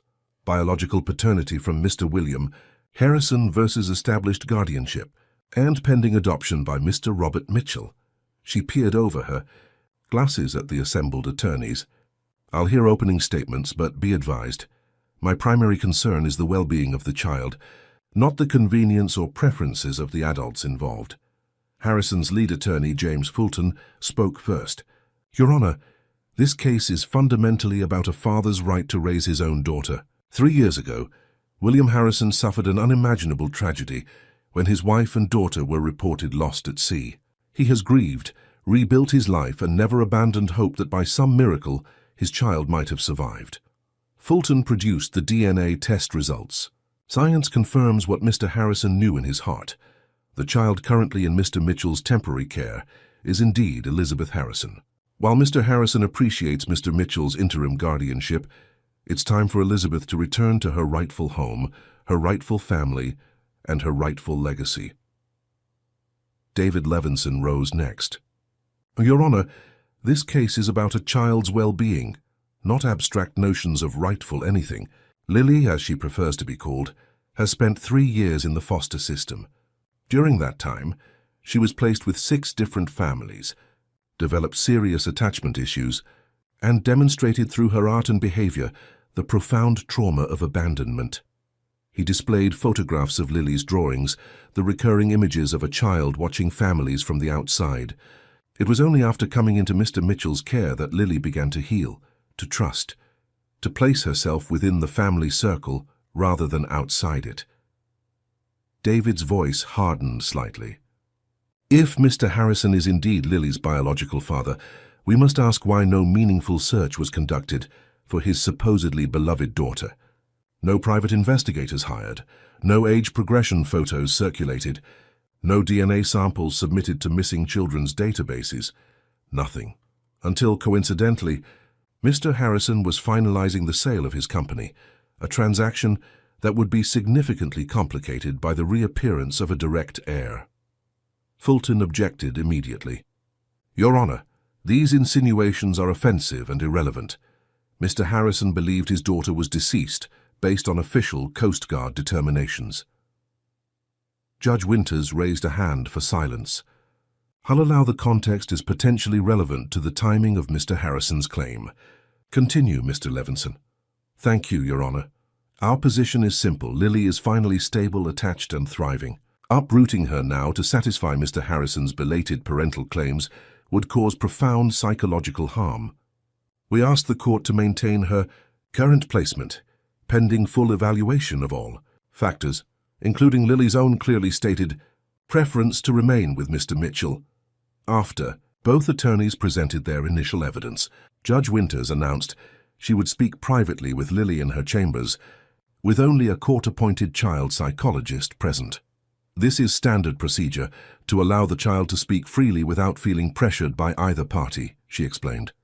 "I'll make my determination regarding temporary custody following this conversation."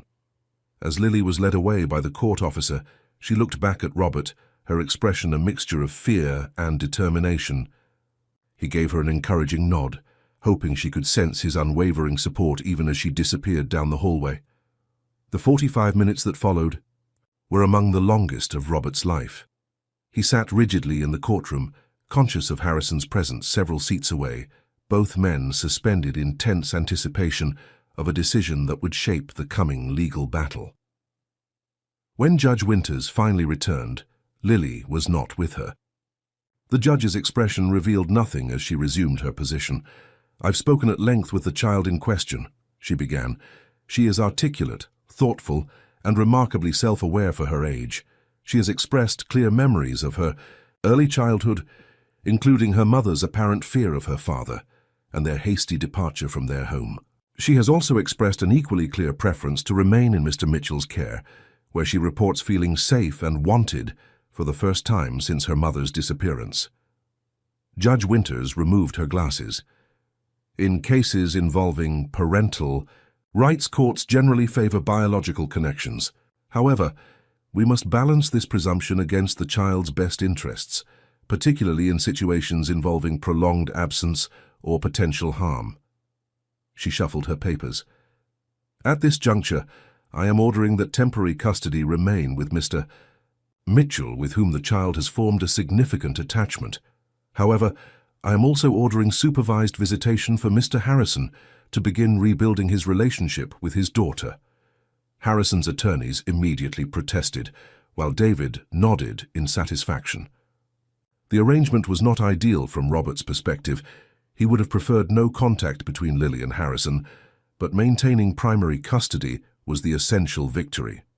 "Additionally," Judge Winters continued, "I am ordering a full investigation into the circumstances surrounding Caroline Harrison's disappearance and the child's abandonment.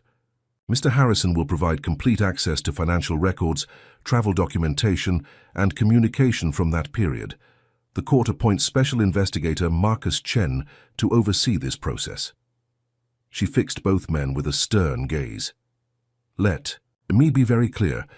If evidence emerges that either party has acted against the child's interests, whether through abandonment, concealment, or manipulation, it will significantly impact my final determination of permanent custody. This court will reconvene in 30 days for a comprehensive hearing." As the session concluded, Robert felt a complex mixture of relief and apprehension. They had won the first skirmish, but the war was far from over. Harrison would undoubtedly intensify his efforts, and the supervised visitation created new vulnerabilities. Outside the courtroom, Lily waited with the court psychologist. Her face brightened when she saw Robert, and she ran to him, wrapping her arms around his waist. "Did I do okay?" she whispered. "You did perfectly," he assured her, smoothing her hair. "You told the truth and the judge listened. That's all anyone could ask."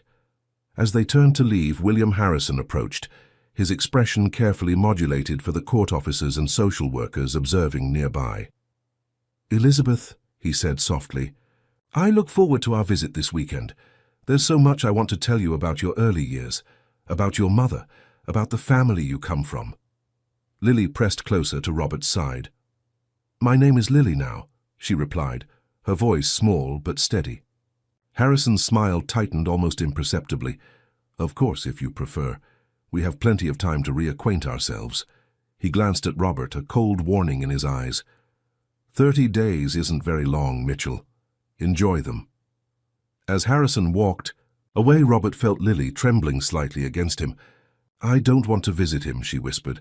"I know, sweetheart, but sometimes we have to follow court orders even when we don't like them. I'll be nearby the entire time, and the supervisor will make sure everything is okay." "Promise?" "I promise." He squeezed her hand reassuringly. "Now how about we stop for ice cream on the way home? I think we both deserve a treat after today."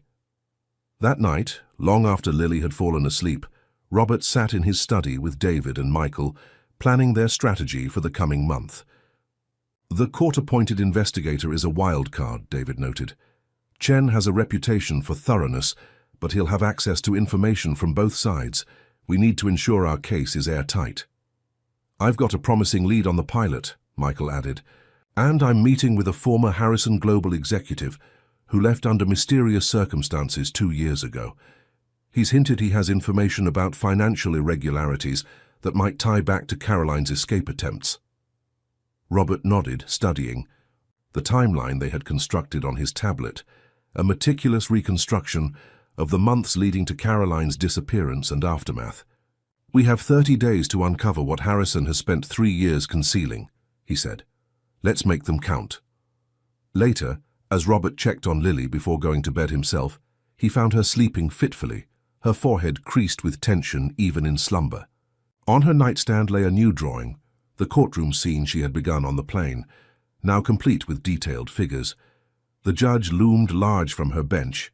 Harrison stood with his attorneys on one side, Robert on the other, and in the center, a small figure, Lily herself caught between opposing forces.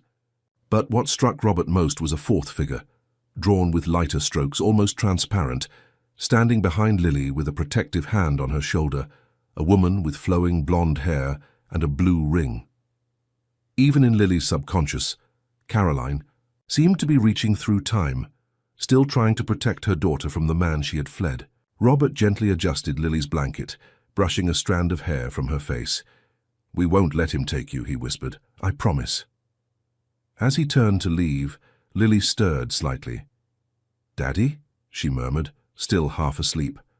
The word, spoken for the first time, settled in Robert's heart like a vow. Biology and legal documents suddenly seemed like pale, bureaucratic things compared to the trust contained in that single word. "I'm here," he replied softly. "Go back to sleep. Everything's going to be okay." Whether he was reassuring Lily or himself, Robert wasn't entirely sure. But as he closed her door, leaving it ajar as she preferred, he felt a renewed determination. Harrison might have DNA and resources on his side, but Robert had something equally powerful, a child's love and the fierce protective instinct it had awakened in him. The coming battle would test both men to their limits. But for Robert, the stakes transcended money, reputation, or even legal victory. What hung in the balance was nothing less than a child's chance at the family she deserved, and his own. Chance to be the father she had called him, in that unguarded moment between dreams and waking. The following weeks unfolded in a carefully choreographed dance of legal maneuvers, investigations, and the ongoing effort to maintain normalcy for Lily. Robert adjusted his work schedule dramatically, delegating responsibilities to his executive team to free up time for court appearances, strategy sessions with David, and most importantly, being present for Lily during this turbulent period. The first supervised visitation with William Harrison took place at a neutral facility in Midtown, staffed by professionals trained in high-conflict family situations. Robert waited in an adjacent room, reviewing documents while keeping one eye on the closed-circuit monitor, showing Lily and Harrison in the visitation space. Harrison had brought photographs apparently of Lily's early childhood, the Boston home, birthday celebrations, family vacations. Through the monitor's tinny audio, Robert could hear him narrating each image, building a narrative of the happy family they had supposedly been before Caroline's mental health issues had torn them apart. Lily sat stiffly across from him, responding with minimal politeness but offering no emotional engagement. When Harrison attempted to touch her hand, she subtly withdrew it, pretending to reach for a glass of water. "You're so like your mother," Harrison said at one point, his voice softening with what might have been genuine emotion. She was talented too, Did you know she was a concert pianist before we married? She gave it up to focus on family. Did she want to stop playing? Lily asked, her first spontaneous question of the session. Harrison paused, momentarily caught off guard.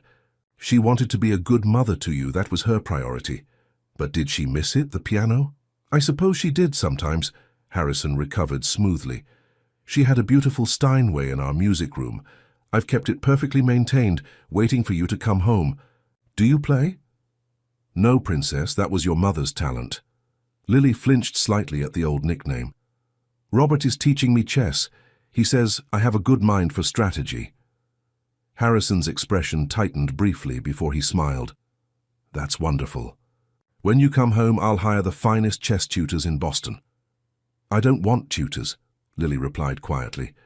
I like playing with Robert. The session continued for the mandated hour, tension vibrating beneath the surface of Harrison's carefully constructed charm offensive. When it finally ended, Lily practically ran to Robert in the waiting area, pressing against his side as if seeking protection. How did it go? He asked gently as they walked toward the elevator. He brought pictures, she replied, but they didn't feel like my memories. They felt like someone else's life. Robert nodded, understanding precisely what she meant. Sometimes memories are complicated, especially from when we're very young. He wants me to call him Dad, she added, her voice dropping to a near whisper. But he doesn't feel like my dad. Robert's heart constricted with a mixture of compassion and fierce protectiveness. You don't have to call him anything you're not comfortable with, Lily. That's your choice. When they reached the parking garage, Robert noticed a dark sedan idling nearby, its windows tinted. Harrison's security detail, undoubtedly. The message was clear. They were being watched. Assessed, studied for vulnerabilities. That evening, as Lily worked on homework at the dining table, Michael called with a breakthrough. The pilot agreed to talk, he said without preamble. But he's scared. Wants immunity guarantees before giving a formal statement. What's he afraid of? Accessory charges, potentially. He claims he didn't know what was happening at the time, but he's carried suspicions for years. Robert felt a surge of anticipation. This could be what we need. What's the timeline? I've arranged for Marcus Chen, the court's investigator, to meet with him tomorrow. If his testimony is compelling, it could dramatically change the direction of this case. The next day brought another development. David called while Robert was in a meeting with his company's board, explaining the ongoing situation and his reduced role for the duration of the custody case. Harrison's attorney just filed a motion to expedite the final custody determination, David reported. They're pushing for a decision within 2 weeks instead of 30 days. On what grounds? They're claiming the continued separation is causing irreparable harm to the father-daughter bond, and that you're actively alienating Lily against her biological father. Robert felt a flash of anger. That's absurd. I've complied with every visitation requirement, encouraged her to keep an open mind. I know, David interrupted, but they're constructing a narrative that portrays you as the villain in this situation, the manipulative outsider preventing a grieving father from reuniting with his long-lost daughter. How likely is the judge to grant this motion? Ordinarily, I'd say unlikely. But Harrison has connections, and family court judges face enormous pressure in high-profile cases. We need to prepare for an accelerated timeline. The walls seem to be closing in. If the final hearing was moved up, they might not have sufficient time to develop the evidence needed to counter Harrison's claims. That evening, Robert was helping Lily prepare for bed when his phone buzzed with a text from Michael. Emergency. Call immediately. I need to make a quick call, he told Lily. Why don't you pick out a book for us to read when I get back? In his study, he dialed Michael's number. What's happened? The pilot's dead. Michael's voice was tight with controlled fury. Apparent heart attack this morning, just hours before his scheduled meeting with Chen. Robert felt cold shock wash through him. That's convenient timing. Too convenient. The man was 46, physically fit, no history of cardiac issues. I'm pushing for a toxicology screen, but these things can be difficult to trace if done properly. You think Harrison had him silenced? I think a key witness in a case involving billions of dollars suddenly died before he could testify. Draw your own conclusions. Michael paused. But there's more. Before he died, he sent me something. A flight manifest from the Virginia trip 3 years ago. Harrison wasn't alone on that flight. He brought a private physician with him, one who specializes in psychiatric pharmaceuticals. The implication was clear and chilling. If Harrison had traveled with a doctor who could administer sedatives professionally, it strengthened the theory that Caroline's fate had not been self-determined. Can we prove any of this? The manifest is documented evidence. As for the rest, we're working every angle. Chen is now fully engaged. Harrison's sudden urgency and the pilot's convenient demise have triggered his investigative instincts. After hanging up, Robert returned to Lily's room, struggling to compartmentalize his turbulent emotions. She sat cross-legged on her bed, a book of illustrated fairy tales open beside her. "Everything okay?" she asked, more perceptive than any 8-year-old should need to be. "Just some work stuff," he replied, forcing a smile. "What are we reading tonight?" As he read to her about enchanted forests and brave princesses, Robert couldn't help seeing parallels to their own situation. A child in danger, powerful forces arrayed against her, the thin protection of love against cold ambition.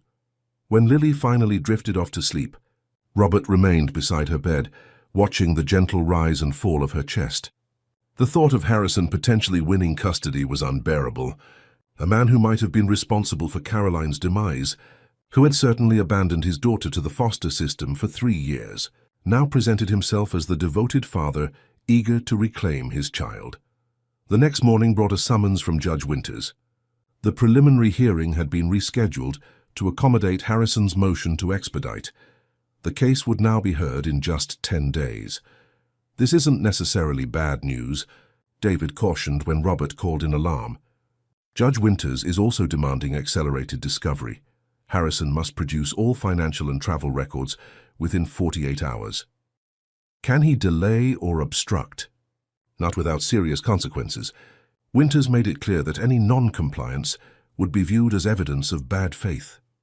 The following days passed in a blur of legal filings, witness preparation, and the ongoing struggle to shield Lily from the worst of the tension. Robert arranged for her to continue with her therapist twice weekly, providing a safe space to process her conflicted feelings about Harrison and the visitations she still found distressing. 5 days before the final hearing, Marcus Chen requested a private meeting with both Robert and Harrison separately. Robert went first, sitting across from the investigator in a sparse conference room at the courthouse.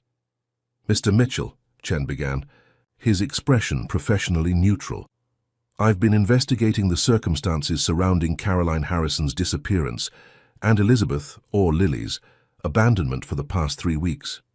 I've interviewed dozens of witnesses, reviewed financial transactions, travel records, and medical reports."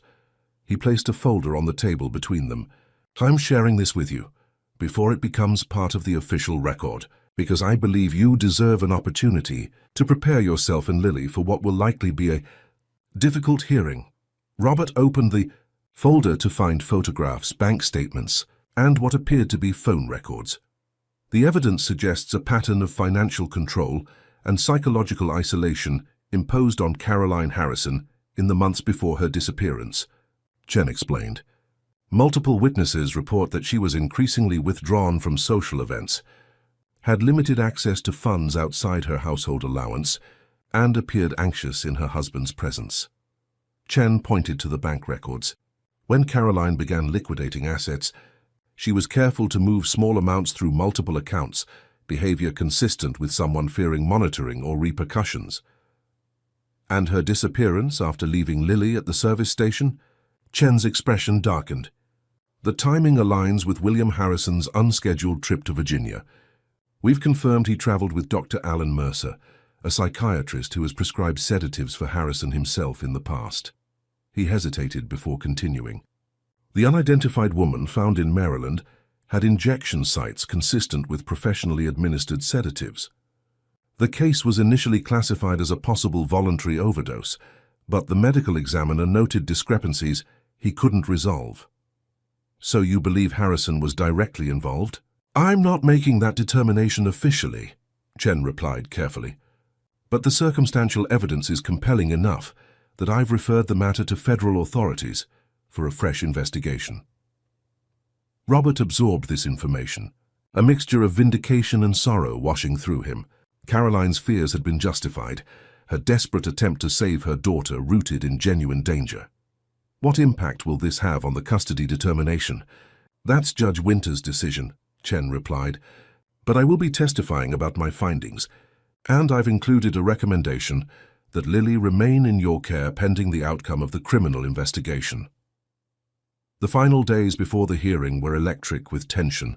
Harrison's attorneys filed multiple motions to exclude Chen's findings, arguing they were prejudicial and based on speculation. Judge Winters denied each motion, insisting that all relevant information be presented for her consideration. The night before the hearing, Robert found Lily in her art corner, working intently on a new drawing. Her face was set in lines of concentration, her small hand moving with precise strokes across the paper. "What are you working on?" he asked, sitting beside her. She showed him the drawing, a detailed courtroom scene rendered with remarkable accuracy for a child her age.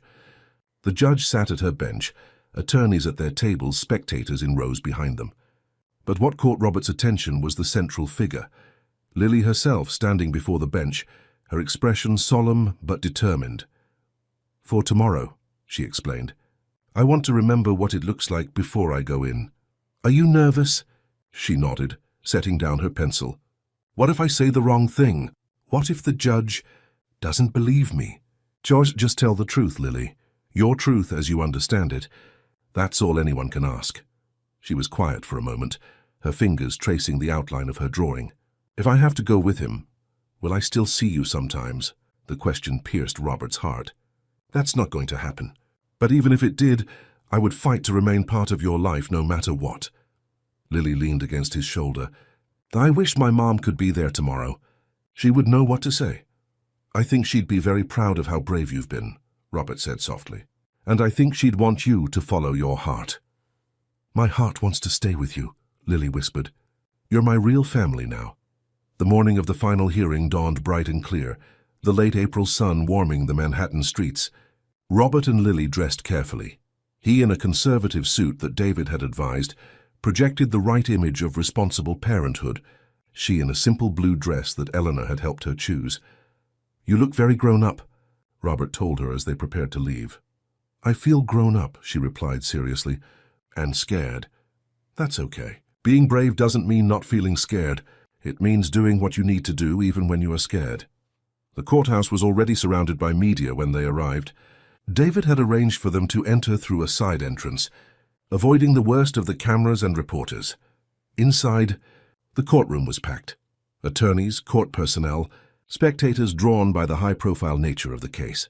William Harrison sat at the plaintiff's table, immaculately dressed, his expression confident.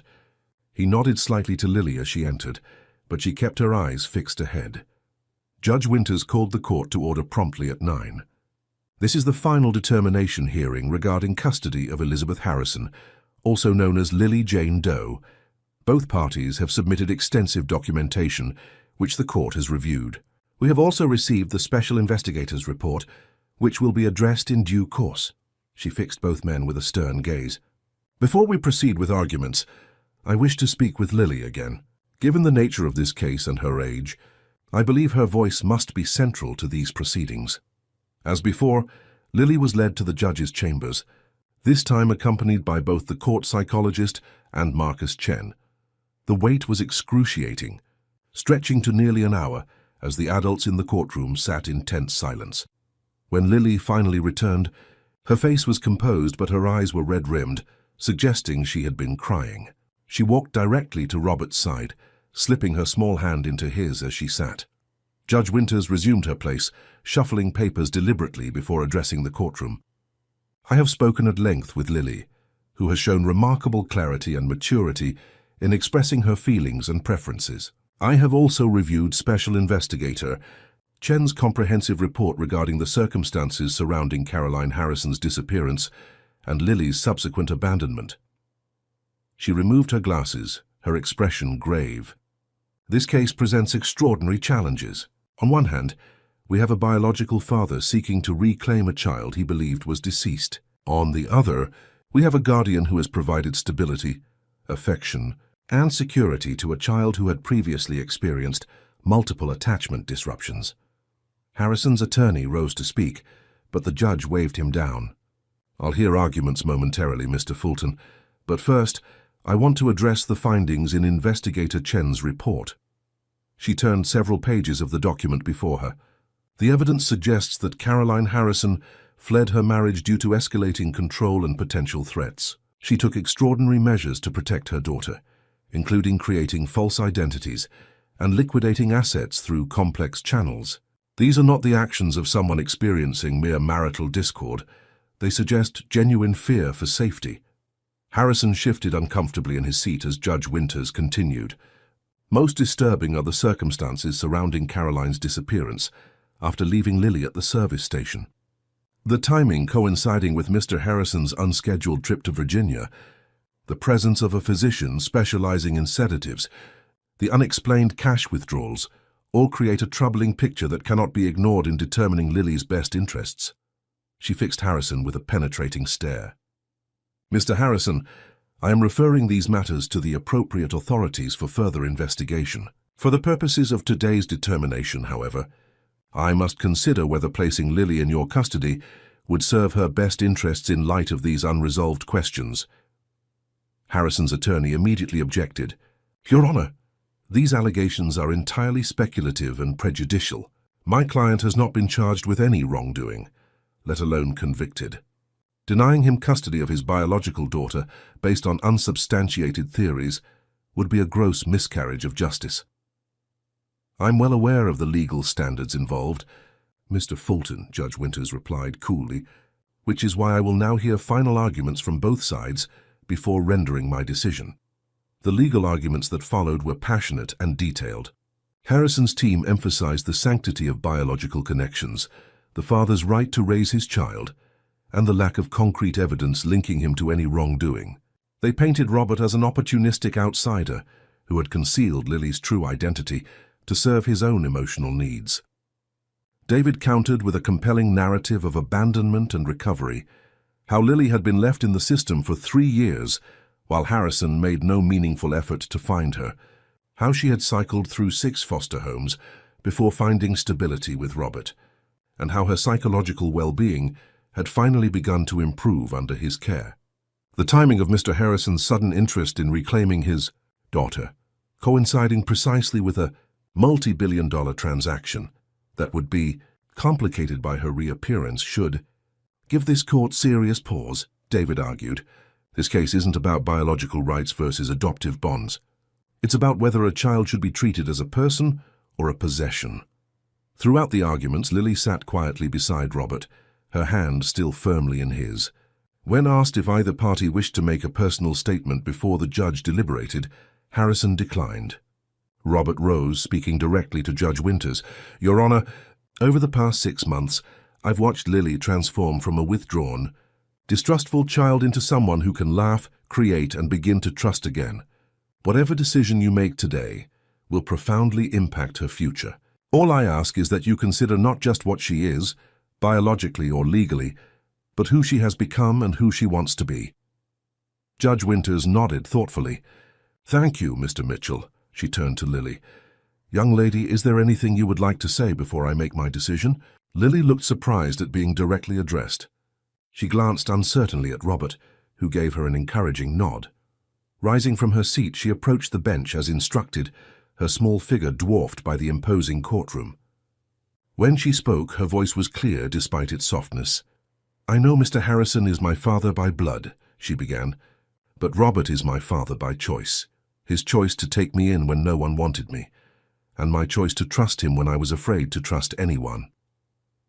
She glanced back at Robert briefly before continuing. My mother taught me that family isn't just who you're born to, but who loves you enough to keep you safe. Robert keeps me safe. He helps me with homework and listens when I'm sad and never gets angry when I make mistakes. Lily took a deep breath. I don't remember much about living with Mr. Harrison, but I remember being afraid.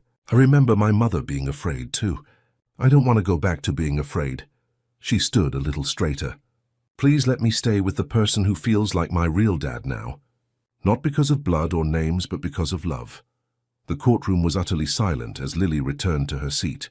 Even Harrison seemed momentarily shaken by the simple eloquence of her statement.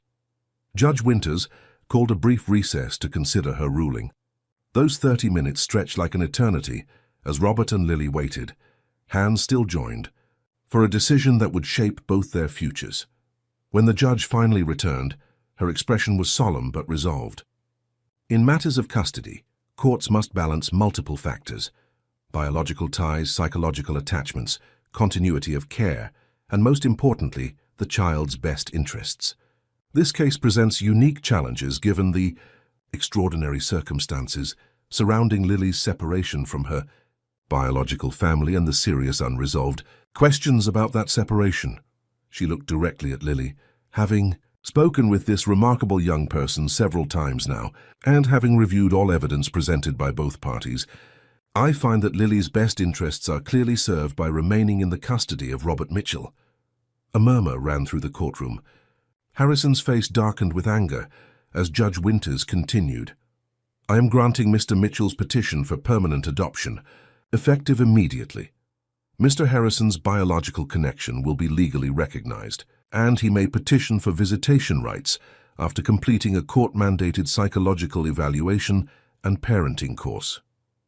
Harrison's attorney immediately rose to object, but Judge Winters raised her hand. My decision is based on multiple factors, Mr. Fulton: the child's stated preference, her demonstrated attachment to Mr. Mitchell, the suspicious circumstances surrounding her mother's disappearance, and the troubling timing of Mr. Harrison's sudden interest in reclaiming her. She gathered her papers. This court is particularly concerned that Mr. Harrison made no meaningful effort to locate his daughter for 3 years, despite having the resources to conduct a worldwide search, if he truly believed there was any possibility she had survived. That neglect, whatever its motivation, cannot be dismissed in determining what serves Lily's best interests now. With a final tap of her gavel, Judge Winters concluded the hearing. This matter is decided.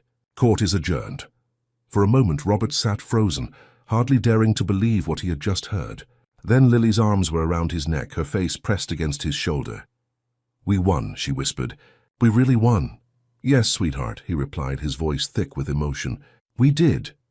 Across the courtroom, William Harrison stood rigidly, conferring with his attorneys. His expression was one of cold fury barely contained beneath a veneer of composure. As Robert and Lily prepared to leave, Harrison approached them, stopping just close enough to speak without being overheard by others. This isn't over, Mitchell, he said quietly. Not by a long shot. I have resources you can't imagine, connections at levels you'll never reach. It is over, Robert replied calmly, at least as far as Lily is concerned. Whatever vendetta you want to pursue against me, leave her out of it. Harrison's gaze shifted to Lily, who stood partially behind Robert, watching her biological father warily. Elizabeth, he said, his tone softening slightly, you're confused now, influenced by this arrangement, but you're a Harrison. That blood runs in your veins. One day you'll understand what that means. Lily stepped forward, standing beside Robert rather than behind him. My name is Lily Mitchell now, she said clearly, and I already understand what matters. Harrison's expression hardened once more. With a curt nod to his attorneys, he turned and strode from the courtroom, leaving a wake of tension behind him. David approached, his face split with a wide grin. Congratulations, both of you. Judge Winters' ruling was more definitive than I dared hope. What happens now? Robert asked, his arm protectively around Lily's shoulders. There will be paperwork, formalities to complete the adoption. Harrison will almost certainly appeal, but given the strength of the ruling and Chen's findings, his chances of success are minimal. David smiled down at Lily. For all practical purposes, you're officially a family now. Outside the courthouse, they navigated past reporters with the help of security personnel. In the car heading home, Lily was uncharacteristically quiet, gazing out the window at the spring sunshine bathing the city. Are you okay? Robert asked gently. It's been an intense day, she nodded slowly. I was thinking about my mom. I wish she could know I'm safe now. Robert felt a lump form in his throat. I think she does know, Lily, and I think she would be very proud of how brave you've been. Do you think Mr. Harrison will still try to take me away? He might try legal maneuvers, appeals, things like that. But Judge Winter's decision was very clear. You're staying with me. Lily seemed to consider this. Will I ever have to see him again? Jason, that will depend partly on what the judge decides about visitation, and partly on what you want when you're a bit older. But for now, any contact would be supervised, and only if it feels safe and right for you. She nodded, apparently satisfied with this answer. Can we go home now? I want to show Eleanor my drawing from court. Absolutely. I think Eleanor might have prepared a special celebration dinner, too. That evening, the penthouse was transformed by Eleanor's efforts, flowers on the tables, Lily's favorite foods prepared with extra care, even a small cake with "Congratulations, Lily Mitchell," written in blue icing. As they shared this impromptu celebration, Robert observed the subtle but significant changes in Lily's demeanor. She laughed more freely, moved through the space with newfound confidence, and spoke without the hesitation that had characterized her early days with him. Later, after Eleanor had gone home and Lily was preparing for bed, she emerged from her bathroom in pajamas, her face freshly washed and hair damp from her shower. "Can I ask you something?" she said, climbing under her covers. "Of course. Is it okay if I call you Dad now, since it's official and everything?" Robert felt his heart expand with an emotion too powerful for words. "I would be honored, Lily, more than you could possibly know." She smiled, settling against her pillows. "Good, because I've been practicing in my head, and it feels right. It feels right to me, too." After reading her usual bedtime story, Robert kissed her forehead and turned out the light, leaving the bathroom door ajar as always, with its nightlight casting a gentle glow. In the hallway he paused, overcome by the journey that had brought them to this moment. From a chance encounter on a Manhattan sidewalk to a hard-won legal victory that had made them, officially and irrevocably, father and daughter. The challenges weren't over, of course. Harrison would likely pursue his vendetta through other channels. The criminal investigation into Caroline's fate would bring its own complications, and Lily would need ongoing support to process her complex past. But for tonight, in this moment of hard-won peace, Robert allowed himself to simply be grateful. For the little girl sleeping safely in her room, for the judge who had listened and understood, for the second chance at family that neither of them had expected to find. In Lily's room on her nightstand sat her most recent drawing, the penthouse again, but transformed from earlier versions. No lonely child watching from outside, no ghostly maternal figure hovering on the margins. Just a simple scene of home. A man and a little girl seated at a table, smiles on their faces, surrounded by the warm glow of belonging. No longer the observer on the outside, Lily had finally placed herself where she had always longed to be, in the center of a family that was hers, in a home where she was not just safe but cherished for exactly who she was.